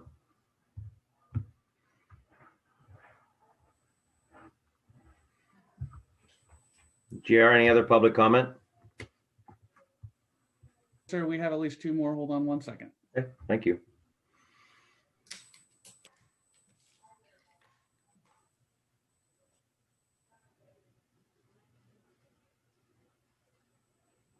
Mr. Mayor, I have Pam Berry. Good evening, Ms. Berry. If you could please keep the 3-minute time frame, we'd appreciate it. You may begin. Thank you again. All right. All right. Well, good evening, Council and Mayor. I have asked for quite a while some way that we could participate more. As Mr. Bowen mentioned, I don't think you guys really know what it's like on the other side. First of all, if we get a call, if we're able to call, there's this awful time gap, and everybody comes on so confused because they're listening to something and then all of a sudden they're in, and that's kind of like overwhelming. But then if we were there in the council chambers, every comment could be heard, every single one. We don't read emails anymore. They just get shuffled in and put in the minutes, I guess. We just don't hear it. You won't hear it. You might read it if you choose to, but you're not going to hear it from a voice. Interesting thing, earlier in this meeting, the city manager was talking about, somebody was sharing, a speaker from the city was reporting, and he did not have his camera on. And the city manager said, you need to turn your camera on so you're not just a voice. We, the people, are just a voice. We can't see. You can't see us. And like Rick said, we just see a timer. The whole screen is nothing but a timer. And that timer needs to be either a little tiny part of it or not at all. Just let us know. We want to see your faces. We want to be seen. The virtual neighborhood watch had up to 50 people on it. The leaders were able to share. And if there were any comments, boom, they were right there. You could see them. They could see us. We could hear them. There was no 5-minute delay. I mean, 18 calls last meeting. What was the combined lost time for each one of those gaps? Our former mayor used to say, let's find a way to say yes. And I'm really, really disappointed that when the first request was made to put this on the agenda, that the council didn't say, of course, let's figure it out. Let's improve things for our city. Let's get people to be heard. We want to hear you. We want to see you. Please, just let us be involved. There's no safety issue here. It's called inclusion. And I just would like to have some value as participants and not just be just a voice. All right? That's my comment. Thank you. Thank you, Ms. Berry.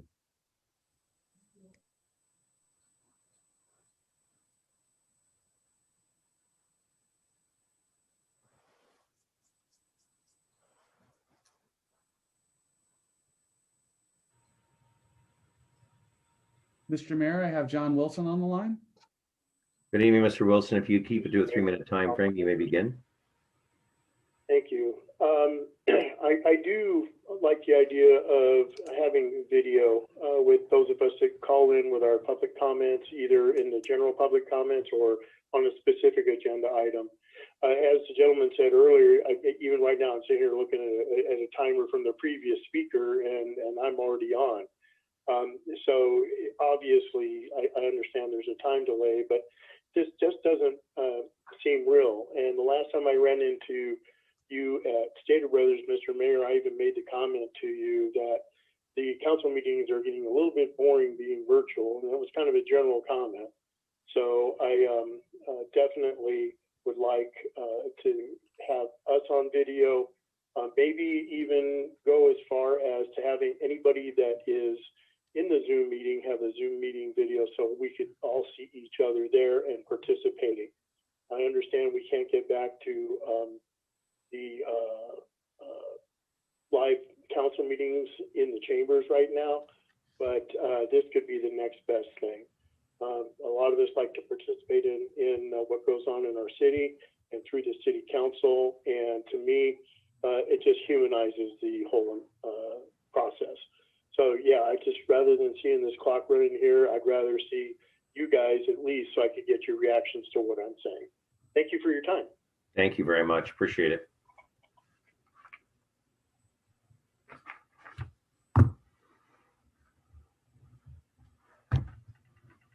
Mr. Mayor, I believe that's all we have for this item. Give it a few seconds.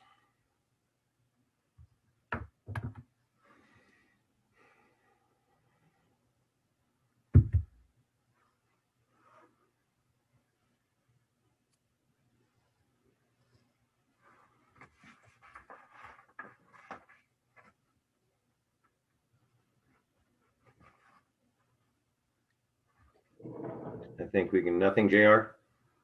Nothing, sir. We'll go ahead and close public comment. Comments from council? So, Mr. Mayor, when Councilmember Carter brought up the issue at the last meeting, she explained the purpose for bringing it up and what her proposal was. You explained the purpose of why you brought this up, which was that the residents requested. But what's your proposal? I want to hear that before I can make comment. My proposal would be that if we can open it up and put people in the queue instead of having on the phone, Mr. Russi and I have talked about this, to try to open up as much we can. I understand that I've talked to other cities and we're doing a really good job actually as far as how we're doing it. I know the timer is an issue and Mr. Russi could probably explain that it won't allow us to do that. My proposal is basically to see if we can involve the people to keep them in the queue. There are some cities that put people in the queue when they want to, instead of being on a phone call, we can have an actual person in a face. And I think that gets us closer to interaction with our residents. Understanding that we're a ways off from open council, there's no question about it. And I brought this forward because it would be nice, as the last gentleman stated, and also Mr. Bowen and also Ms. Berry, that just to have a face and the interaction of us looking at each other and the communication, our facial expressions. You know, I was installed, as Mr. Crosby was and Councilmember Lau, to an empty room. And we weren't used to that. All of us are used to these big meetings. Granted, we're in COVID-19. Fast forward, it's almost a year ago when we all got installed, or actually the election. So mine is to see if we can morph it a little bit and get us, if we can have people that are going to be calling in to be in the queue, that they can be on the Zoom meeting. Obviously, we can't have everybody in the Zoom meeting. I know the technology is when you have an open Zoom meeting, being the neighborhood watch, which was very successful, and Mr. Scheer did his. So if we could do something to that effect, and it works without too much technology, is to bring more people into our meetings. Tim, I think that's different than what Rick's asking. Mr. Bowen is asking that they're on the screen at the whole time of the meeting. You're saying, because queue means in a waiting room, brought in when they're going to speak. Is that what you're referring to? That's what I'm speaking at. I don't think we can do what Mr. Bowen's asking right now. The cities that I've talked to, that is not what they do. They can't. And but I think the technology is changing, maybe down the road. But I think most of the cities, 3 or 4 of the cities that I polled, Temple City, South Pasadena, Monrovia, they basically, we're kind of ahead of the game. We actually do a very good job. It's gotten better, I think, personally. And Mr. Russi and I had a conversation on this, but I think bringing people into the queue when they're waiting to be on a phone call, bring them into the Zoom meeting so we can see them, so we can interact and see the facial expressions. And then if we can down the road, obviously, this is going to transition to open meetings again, hopefully towards the end of the year, I would imagine. But that's kind of what I'm looking for. So I heard a lot of if statements there. So can we, or are you saying that we might someday be able to do it, Mr. Mayor? It I sounds, think we can. if we can do it, then I'd like to do it this way, but I don't hear. I would like to see us putting people in the queue that when we have a meeting, instead of being on a phone call, that we have them in the queue that they can come on the Zoom meeting. Into a Zoom queue. That is correct. Okay. So as I am Thank aware you of the for presenting technology. that without ifs. So now I understand solidly what we're looking at. No, I want to bring them in so that we can see them and talk to them and see their facial expressions and but anyway, Mr. Russi.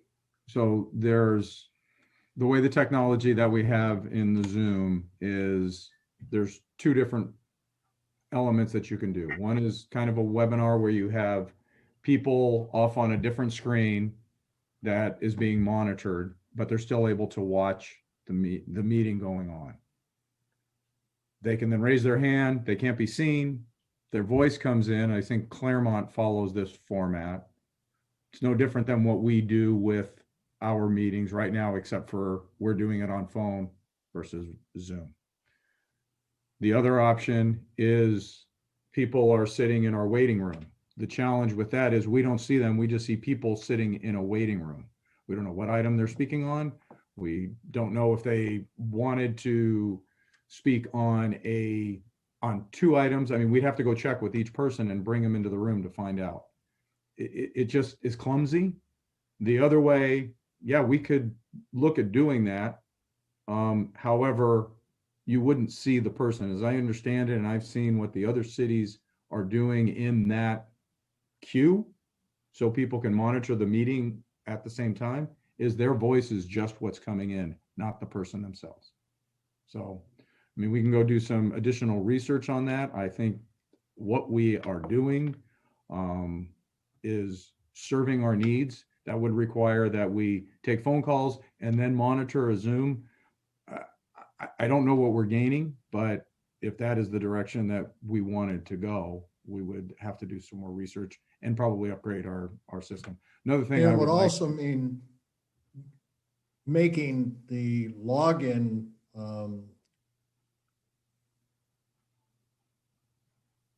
credentials for the Zoom meeting public to get them into the meeting. If you were to bring them in with their video, yes, you would have to give them the full credential. They would sit in the waiting room and then you would have to bring them in. But again, that's clumsy in the sense of we need to go find out what each item is because we don't see them. They don't raise their hand. There's no monitoring of that person. So it's a little more difficult if we were to look to pursue that. And the other thing I'd like to correct, the city manager is not saying we can't use the community center.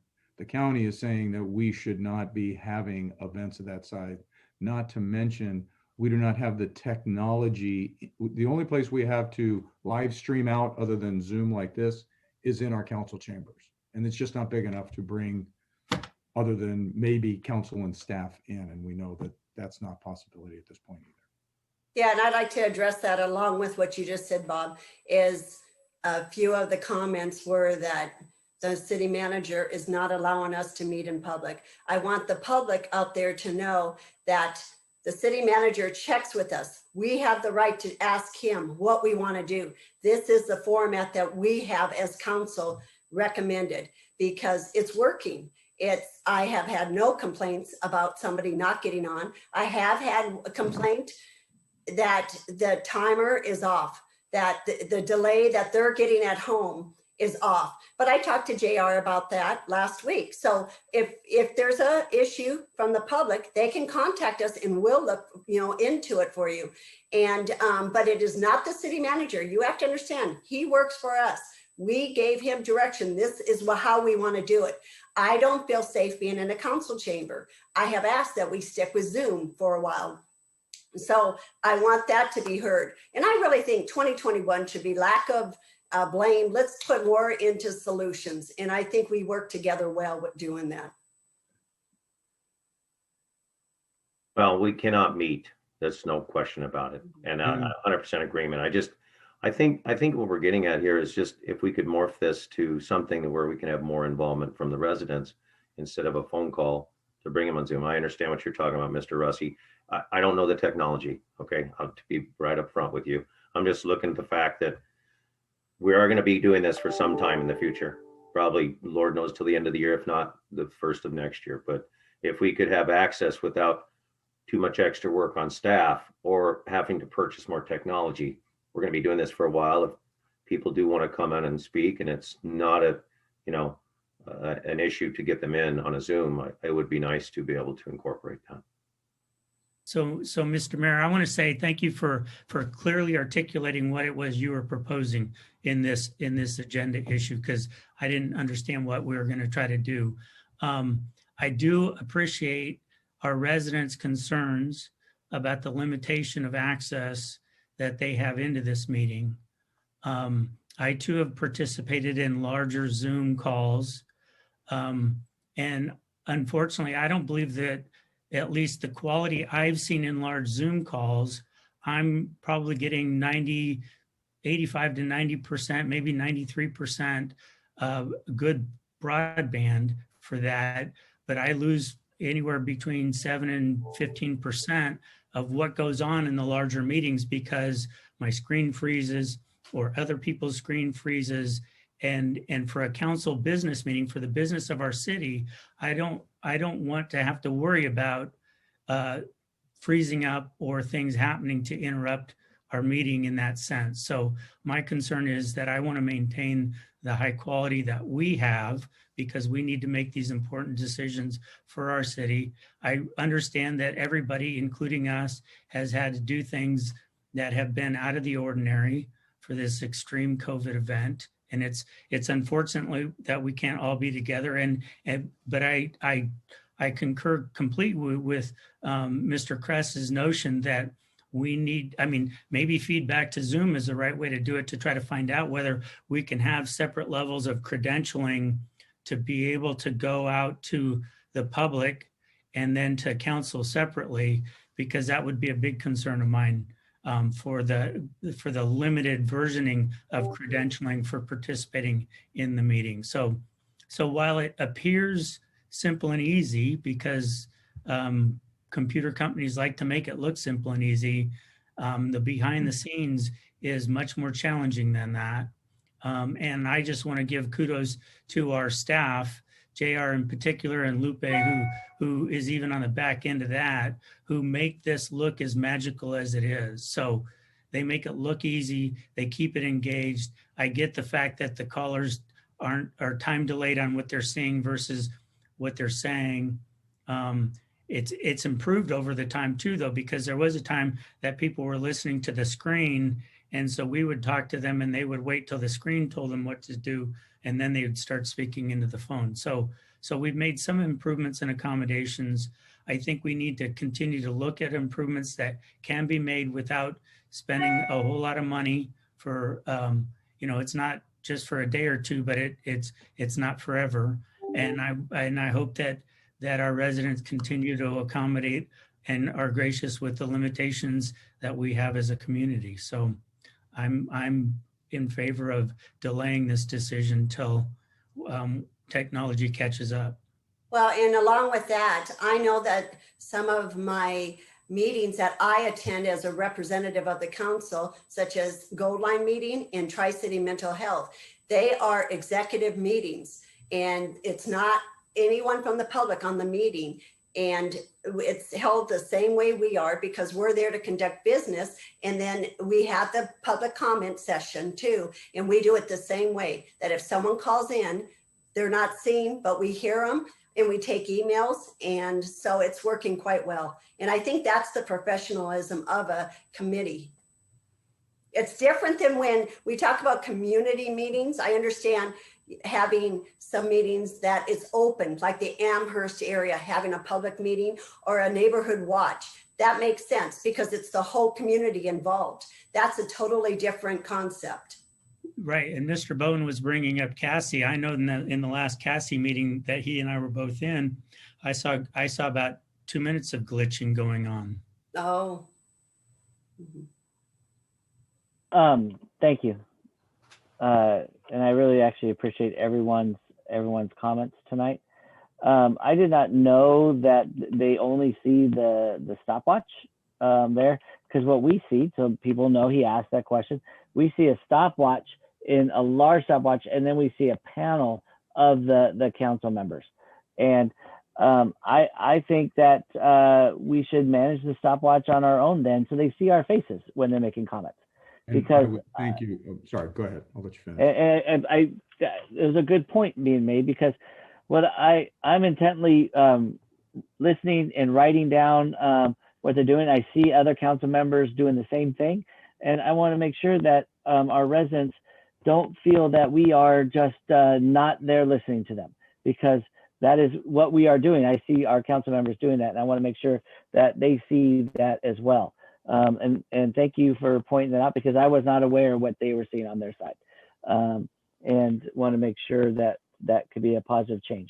I'm too on represent the city on the Foothill Transit Committee governing board. I'm not on the executive board, but on the governing board, and we have from all the representatives, we have about 25 people that represent the governing board on the screen. So we're all little small little boxes everywhere. But when they do a public comment, they do have, I believe what Claremont is doing is that a person is in a queue area, then that person comes on, and you can see that person if they choose to put their screen on, or if they choose not to, or phone in, so that you can see their face. I would like to maybe look at that and wonder how that is, and don't know the extent what we have to do for that, because if I want to get as many residents involved tonight, made the comment, and thank you, Mr. Bowen, for pointing that out. We had many people come in, and we had people call in that weren't even registered to call in, that they called in afterwards. Again, Mr. Galbadon even stated that he wasn't going to speak until he heard others speak. So that, at least that technology coming in and calling in too, where passing the city in the chambers, that people that weren't wanting to speak after hearing someone else got up and spoke as well. I agree with Councilmember Carter that it is a council's choice right now, but it's also the county not allowing big groups to be back inside at this point, even in large areas. They have a limited number of people, especially for meetings. But it is our direction that we give Mr. Rusty. So I would like to not have that timekeeper on there. And I know people with the delay, they want to listen to it, and then it's their turn. And our staff does a great job saying probably that to them when they're about to come on. But it is a different concept of a delay motion too. So I think we have to make sure and hear what our residents are saying. And I like to see their face when they're speaking, and seeing our staff when they're speaking to us as well. But I want them to see us when they're speaking to us. So. And yes, the mayor had actually pointed that out. I guess somebody texted him and said that we're only getting the timer. When we switched streaming services about a month or two ago, that was one of the consequences. If they shared it with me, I didn't realize that. But to your point, there's an easy way to fix that. We can just go to yellow, red cards rather than, as time is getting close to the end, and take the timer down. So we can work on something to fix that so that the council remains on the screen during public comment. Should be fixable.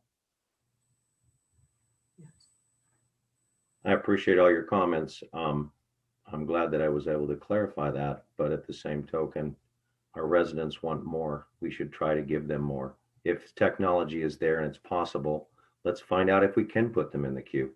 All I'm asking is to find out what we can do. I'm on multiple Zoom meetings. As a matter of fact, this is my 4th today with large groups just like the COG, with the Sanitation District, with the ACE Construction Authority. There's many, and the quality is with a large group, it does have a tendency to go south real quick. But all I'm asking is that we give our residents, if we can put them in a queue, and we can do that with the technology we have, if they want to speak, I would like to see them. I think all of us would too, if the technology we have, and we're not going to spend X amount of dollars. But I say we're going to be doing this for some time. So let's try it. Let's see what we can do.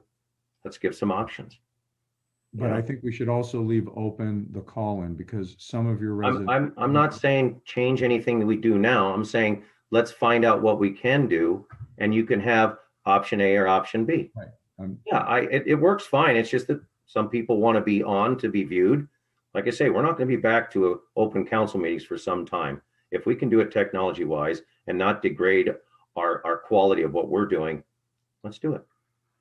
At least see. If it's expensive, then we have to come back to council. The expense is not, it's just a matter of probably upgrading the license that we have. Then I say we do it. At least, let's try it. Well, I'm in agreement with Tim. If there's a way we can queue them in, they shouldn't be part of the whole meeting. No, that doesn't happen. Yes. I agree. Maybe it's time, since we've been doing this for a year, to look at other programs. WebEx is another program I've been using with other organizations. So maybe we just give direction for staff to look into other options, like Tim said. Yes, to try and figure out we've finally worked the bugs out of this one. So let's. Well, and I must say, I have to comment that staff is doing an extremely good job. All of the staff, JR, Lupe, everybody, Romer, we all have to get tech savvy now. I didn't know what that little bottom thing at the bottom where it says reactions until just like a month ago. And it's like, wow, you can raise your hand. Wow, you can happy face, sad face, or it's like, we're all morphing through this. But I think the point is that people want to be involved. Let's see if the technology exists. And as Councilmember Carter said, we have to change a program because it's a different base. Like WebEx, there's a million of them out there, but there's also only so many that are good. The quality, I do agree with Mr. Davis that the quality has to be good. We don't want to have degradation. We don't want to have we've got meetings to handle. We got things to do. And it's very important that we hear what's going on. So, but I think what everybody's in agreement. If we can try it, let's see what the technology is. Clear. And we will get the report back. We don't need the technology to get the timer off there and come up with another way that. Yeah, please. I feel like I'm on the dating game or something. So please take that off. Okay. I hope Patty doesn't find out. Okay, so there's no action on that. We don't need to get a roll call. That's just direction to staff. Is that correct? Yep. Mr. Attorney? Yes. Okay. Item B, we have a need for a closed session, Mr. Russi? Actually, you've got public comment. Oh, wait, we have public comment, excuse me. I knew that. We will close that. We'll move to item 8. If it would be council's preference, I can just keep a timer right now. We do not have to bring the timer up. We can just take public comment this way. So, and I'll just tell you when please. That would be nice. Let's do that. Yeah, nice change right off the bat. So we'll move to public comments. Did you hear that, JR? Sorry, JR. Hey, he just cut out half his job. I'm sure he's fine.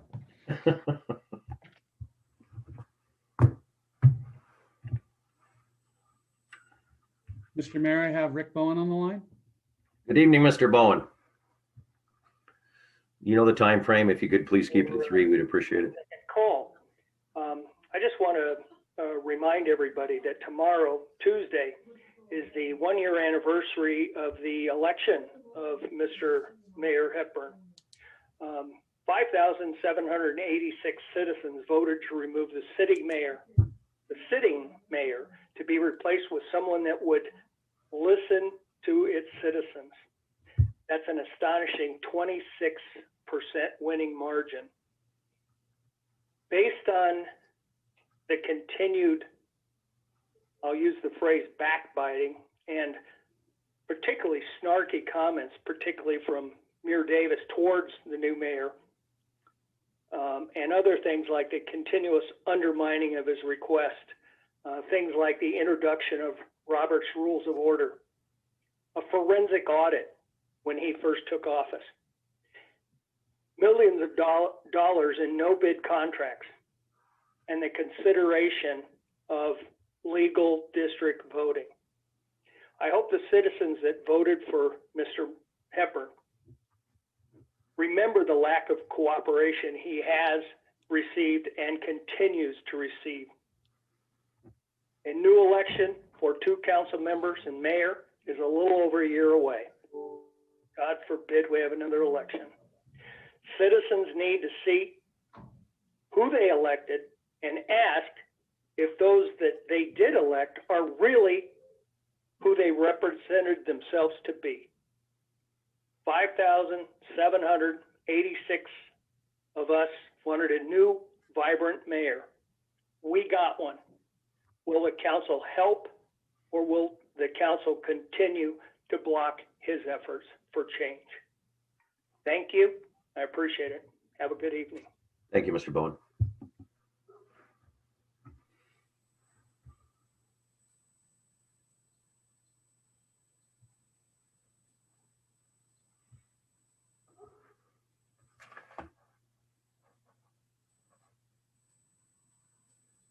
Mr. Mayor, I have Jeff Bassler on the line. Mr. Bassler, good evening. If you could please keep your comments to 3 minutes, we'd appreciate it.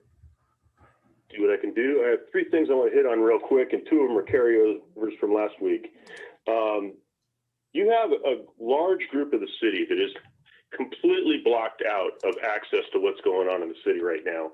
And, you know, the last issue of discussion was related to it, but it's far worse than that. I've tried to give people the links to send an email and how to access your online council meetings and all that sort of stuff, and they're not able to do it because not everybody is as technologically savvy as everybody else. And so you're actually working in the dark relative to most of the city right now. So it's not a good idea to be passing things that are significant to the city when nobody can see what's going on. It doesn't go over well. And I'm fairly technologically savvy on this stuff. Last meeting, I had sent in an email saying that I wanted to speak on item 7B, which was regarding the fire department, and I didn't get called up.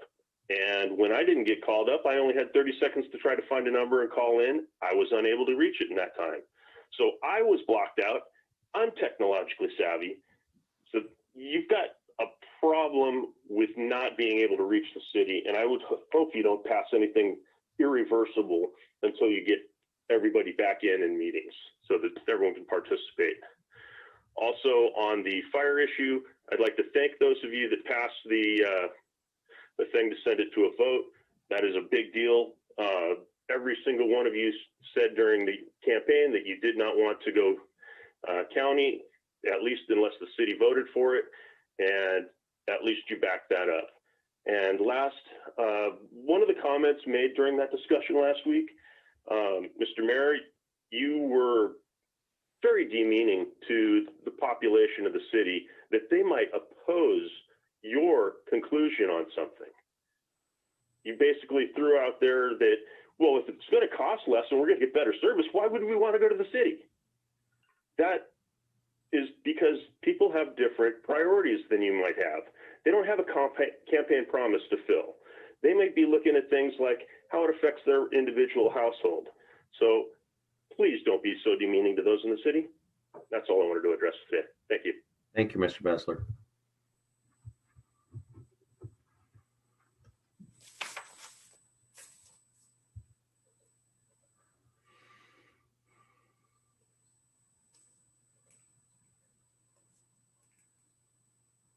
Mr. Mayor, I have Terry Prentice on the line. Mr. Prentice, good evening, and we have 3-minute time frame tonight. If you could please keep to that, we'd appreciate it.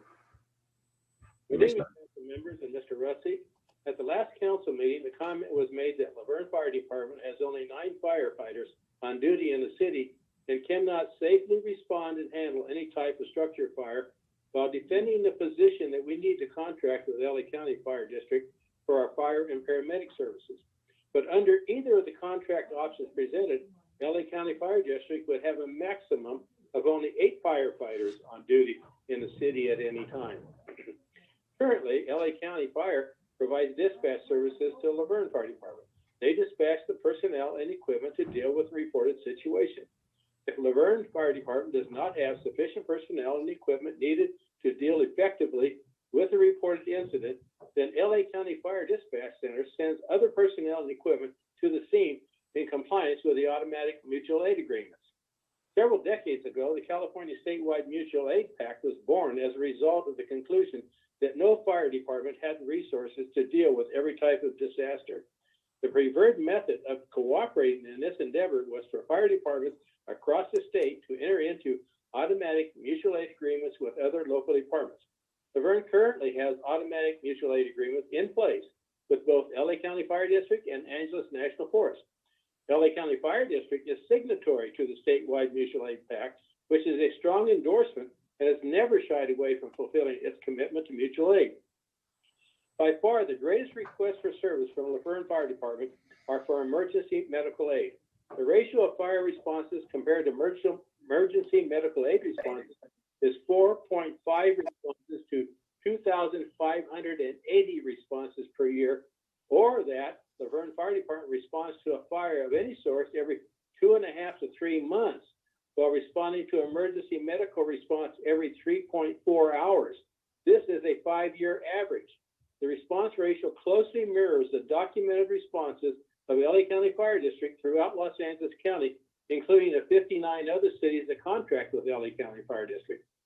Under the proposed contract, LA Fire would have on duty a maximum of 3 firefighters with paramedic certification out of the 8 total firefighters on duty, while Laverne Fire Department, under current minimum staffing levels, has on duty a minimum of 9 firefighters with paramedic certification, and under traditional staffing would have 11 firefighters with paramedic certification. LA County Fire does not have their own ambulances, but rely upon outsourcing with private ambulances, while Laverne Fire Department has 3 fully equipped rescue ambulances with advanced life support systems on board. For years, the city of Laverne has required firefighters to be paramedic certified and paid a paramedic premium for that certification, which added a life-saving value to the emergency medical response service. Mr. Prentice, you're reaching your 3-minute time frame. If you could please close. Taken away. I ask the council to reinstate the paramedic premium immediately. It's the right thing to do. Thank you, council, for your consideration in this matter. Thank you, Mr. Prentice.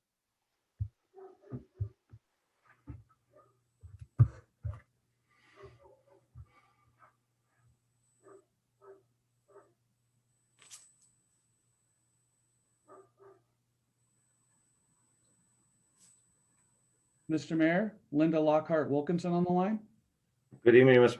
Wilkinson. How are you this evening? And if you could please keep your time to 3 minutes, we'd appreciate it. Thank you. Good evening. It's with a heavy heart that I give an update on the White Avenue house and bungalow move. The house mover, Eric Brandt of Brandt House and Building Movers, died on a job site last month. Yesterday was his 67th birthday. Besides being a genuinely kind man, he was a master and highly respected in his specialized field. I didn't interview another house mover because Eric was so impressive, humble, and confident. He started his company after hiring others to move a few houses when he was in his early 20s. He figured he could do it better, and so he did. Excuse me. Last week, I received a release and cancellation of my contract from Brandt House Movers.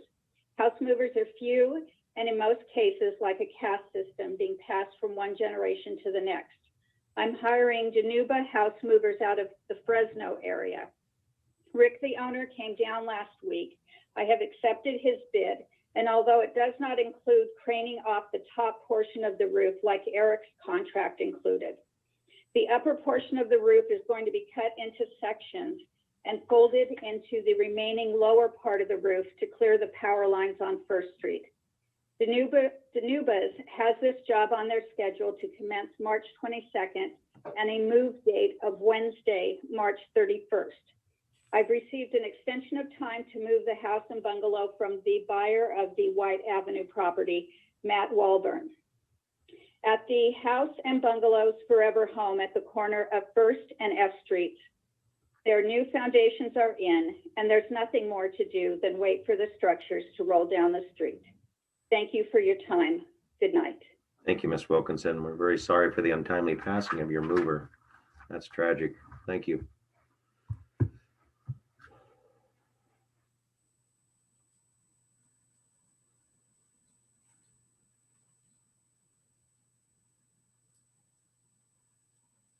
Mr. Mayor, I have Andy Glaze on the line. Mr. Glaze, good evening. If you could please keep to the 30-minute time frame, the 3-minute time frame. Thank you, Mr. Glaze. Give it to me. Thank you. You may begin, sir. Mayor and City Council, my name is Andy Glaze and I'm the Laverne Firefighters Association President. I am speaking tonight in regards to your vote last week to put politics before safety. The safety of the citizens and your Laverne firefighters doesn't apparently matter anymore, or not for a couple more years. Every one of you, except Robin Carter, spoke on November 2nd on the importance of safety and how it was your #1 concern. And yet on February 16th, a few months later, not one of you mentioned it. While making your decision to kick the can down the road and protect yourself politically, not one of you mentioned all of the issues that you discussed in the Messina report, council committee report, meetings with the firefighters, and the recommendations of 3 recent Laverne fire chiefs. Your Laverne firefighters will not ignore safety. We will continue to make it our #1 priority. It wasn't long ago that we did a vote of no confidence on our fire chief, Pete Jankowski, over our safety concerns. That turned into a lawsuit and cost the city of Laverne $5.5 million. Oh, how quickly the city council forgets the lessons of history. I recognize this is open comment and you cannot answer my questions, but last week, when we asked Robin Carter the same questions on an agendized item, we were told she wasn't going to answer them. Question 1, according to the 52-page Messina report, the relationship between the city and the fire department includes deep-seated mistrust, anger, and frustration. Last week, you doubled that mistrust, anger, and frustration. Do you care? Do you have a plan on fixing it? Question 2, what is your plan to recruit and retain more firefighters? Fire Station 3 has been closed for over a year because we don't have enough firefighters to staff it. Our last hiring process netted us 0 firefighters. Firefighters come and leave just as fast. With your latest vote, we have 4 more firefighters getting ready to leave Laverne. What will you do to fix this problem? Question 3, what is your plan to recruit and retain a qualified fire chief? We haven't had a fire chief in 2 years. We are currently on our 3rd interim fire chief. The Messina report advises, quote, one of the most challenging issues the city faces in continuing to maintain the Laverne Fire Department is the recruitment of a next fire chief. Robin Carter spearheaded this move, and she has been working with a citizen named Jim Murphy. Mr. Murphy is the same individual who last year threatened to exterminate several members of the fire department, including myself. Merriam-Webster defines exterminate as to get rid of completely, usually by killing off. This puts several firefighters and their families through an enormous amount of stress and anxiety. Imagine coming to work dedicated to helping the citizens of Laverne and having to deal with a citizen who is threatening to exterminate you. Then a council member aligns herself with the same citizen and runs a campaign to, quote, save the fire department with them. You cannot imagine the amount of emotional toil this has put the Laverne firefighters through. I am shocked this is the type of person Robin Carter wants to align herself with, someone who wants Laverne firefighters dead. Mrs. Carter and Mr. Murphy don't want to save the fire department. They want to destroy it. It makes sense Robin Carter never mentioned safety as a concern. Mr. Glaze, you've reached your 3 minutes. If you could finish up. Oh, thank you.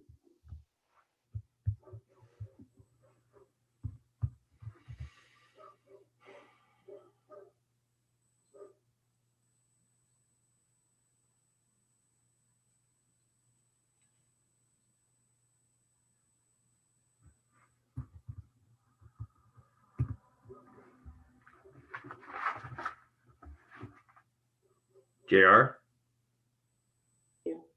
Yes, Mr. Mayor, we have Cynthia Galvadon on the line. Ms. Gabaldon, good evening again. Please adhere to the 3-minute time frame, if you would, please. You may begin. No problem. Mayor and Council, just to summarize what these last comments actually blend 2 of the items together.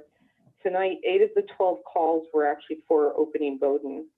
We have 100+ signatures asking you just to look at doing the traffic study now. See us. You can't see us, but you need to see us. In your decision tonight, and I don't know if you realize you did this, that you tied the future project to the opening of Bowdoin. You were not supposed to do that. And technically now under CEQA, that project now needs to consider Bowdoin as a mitigation measure in the EIR. And we're going to continuously bring that up. One last option, or one last issue too, is that Kesey, the new Public Works a director, both missed something. In 2011, there was another traffic study done. It was done for the Laverne Village.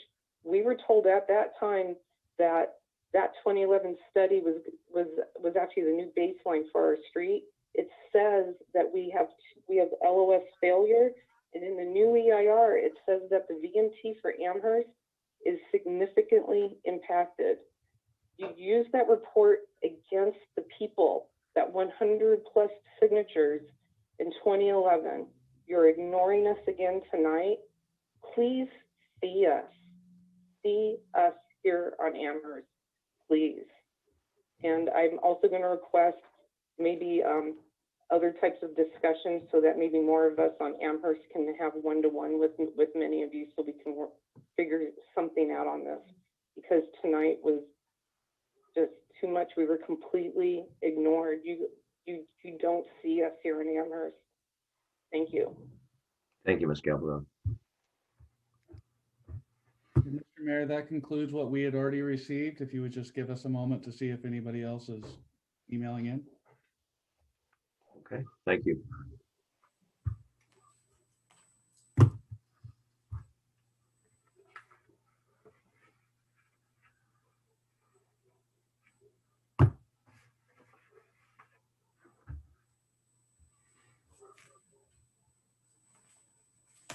Nothing else, JR? No, sir. We'll go ahead and close public comment. We'll move to council comments and conference reports. Who would like to start this evening? Councilmember Crosby. First of all, thank you. I believe the council today has some great discussions back and forth. We don't always agree about everything, but we had well worth discussions on many subjects tonight. I am just looking forward to us opening back up for, I know Bonita High School and high school sports are coming back, and that looking forward to the kids getting out. I want to look forward how with those regulations, if we can start some city athletics and too. So just looking into bringing back kids out and playing. Appreciate all the council and everything that you guys do for our city all the time. So really appreciate you all have a great voice. So thank you. Thank you, Mr. Crosby. Councilmember Davis. Thank you, Mr. Mayor. I concur with what Councilmember Crosby said about schools opening up and there's there being some resemblance of normality returning. In conjunction with that, and his earlier comments on, a robust discussion of city council is a good discussion. We need to investigate and talk about the various issues and aspects, and they aren't always pretty, which is why they often talk about government being a process of making sausage. So the last thing I want to say is Johnson & Johnson was just approved to deliver its vaccinations. So now we have 3 vaccinations. Johnson & Johnson is a single shot versus the others that require 2 shots, but please do not try to get one versus the other. If one is available for you, please get vaccinated. Thank you. Thank you, Mr. Davis. Councilmember Carter. Yes, I wanted to give an update from Gold Line. Is for those that haven't seen, is that they are working on A Street in Laverne, and that's torn up there. So be aware when you go in that area, but a lot of work is being done, and it truly is moving along ahead of schedule. And then today I took a drive down to Fulton in Pomona to see that, Pomona, Laverne, down in that area down, and it's all torn up too, and they're doing exactly what work they did on Wheeler Avenue. So it's progressing along quite nicely. So that's an update from them. But otherwise, you know, I want the public to know this council is working together, and we are, you wouldn't want us to be a rubber stamp group, you know, and it's, each of us have individual opinions. We discuss it. We might not agree, and there's times we don't agree, and I might not agree with someone's answer, but we move on to the next issue and we move forward. I respect everybody's time they give to this council. Beyond these meetings, we have lots of other meetings we attend, and we represent the community. I represent the community. I have said over and over, I listen to the people. I know the others do too, but I just want everyone to know that we are a coherent council. We work together and we're doing the best we can. Thank you, Councilmember Carter. I'm going to echo. The first one is the COVID vaccine. Johnson & Johnson is coming out. And as Councilmember Davis so perfectly put it, get a shot and take what you can get. It's very important, whether it be Pfizer, Moderna, or Johnson & Johnson. The nice thing about a third vaccine is the fact that it increases the amount of vaccines that we can give. And I will give the county, even though they've run out of vaccines on a lot of them, it's working like a machine. The Fairplex, I've heard from people that have gone out to Santa Clarita, down in Downey, a lot of the big, vaccine sites. So go on the website, have your neighbor help you. If you don't have the technical ability or the devices at home, please go to a neighbor or a friend. They're becoming more and more readily available, especially our local pharmacies, your CVS's, your Rite Aids. And now that the Pfizer vaccine doesn't need to be frozen at 81 degrees below zero, that's going to help quite a bit too. So I think they'll see more of that. So, and also, I want to thank the council. We are not always going to agree, and that is the best part about council. We won't always agree. We'll have a robust discussion, as Mr. Crosby said, and Mr. Davis, and also Councilmember Carter. But at the end of the day, we're looking out for the best interest of the residents. We're all residents here. We all live here. We work with our staff. We read a lot of information. We're on all sorts of other committees that takes up a lot of time, but it also makes us much more prepared for our meetings to make these decisions for our community. We do care about everything we discuss, and to make a better community for us, a more fiscally responsible neighborhood, a more safe neighborhood. So we all live here. We've all raised our kids or are raising our children here. So I do appreciate the discussions we have with council. I do appreciate that we read, we discuss, we argue, and then we come up to a decision. It may not always be the decision that one of us or any of us would like, but it's decision of the council to move forward on an item, then we move forward. It's not a perfect world, but I do appreciate that. Thank you, council. I do appreciate the discussion. I do appreciate the staff, the information. And I must remind everyone out there that we get information as this council meeting is going. We get information up to about the last minute of the council meeting. We're trying to pour through information that all the residents give us. All the residents, for example, on Bodwin and on Amherst, we've read every single one of those, and we've read them before, and the traffic studies. But it's not an easy job, but we try our best to make the best decisions that benefit the whole of the residents. I want also to let people know that as we get the vaccines and we get the herd immunity, it's very important that as we notice the numbers of hospitalizations and also the deaths have been dropping, especially the hospitalizations, the COVID cases. Hopefully we'll get to the next tier that we can open up our community more, just as our schools are planning to open up on April 5th. It's very important that those that choose, please get the vaccine. The more that get the vaccine, the safer we all are. We can open up more and more. We can get our restaurants open back up. We can get our places of the Disneylands open back up. The things that we all want to love and see and travel again down the road. So, so on that note too, that we are constantly working with the county. As soon as these tiers are changing and dropping down in numbers, we're working closely. I know that Mr. Russi and myself, we work with our county supervisor, Catherine Barger and her staff, Sandra Marviela at the county, on what can we open now. We've got people calling from the mobile home communities. When can we open up our community centers, our shuffleboards, our weight rooms? When can we basketball hoops back up on our parks? So as they come, we will work as quickly as we can to open more things up and quickly. So, and on that, remember, Girl Scout cookies, keep buying them.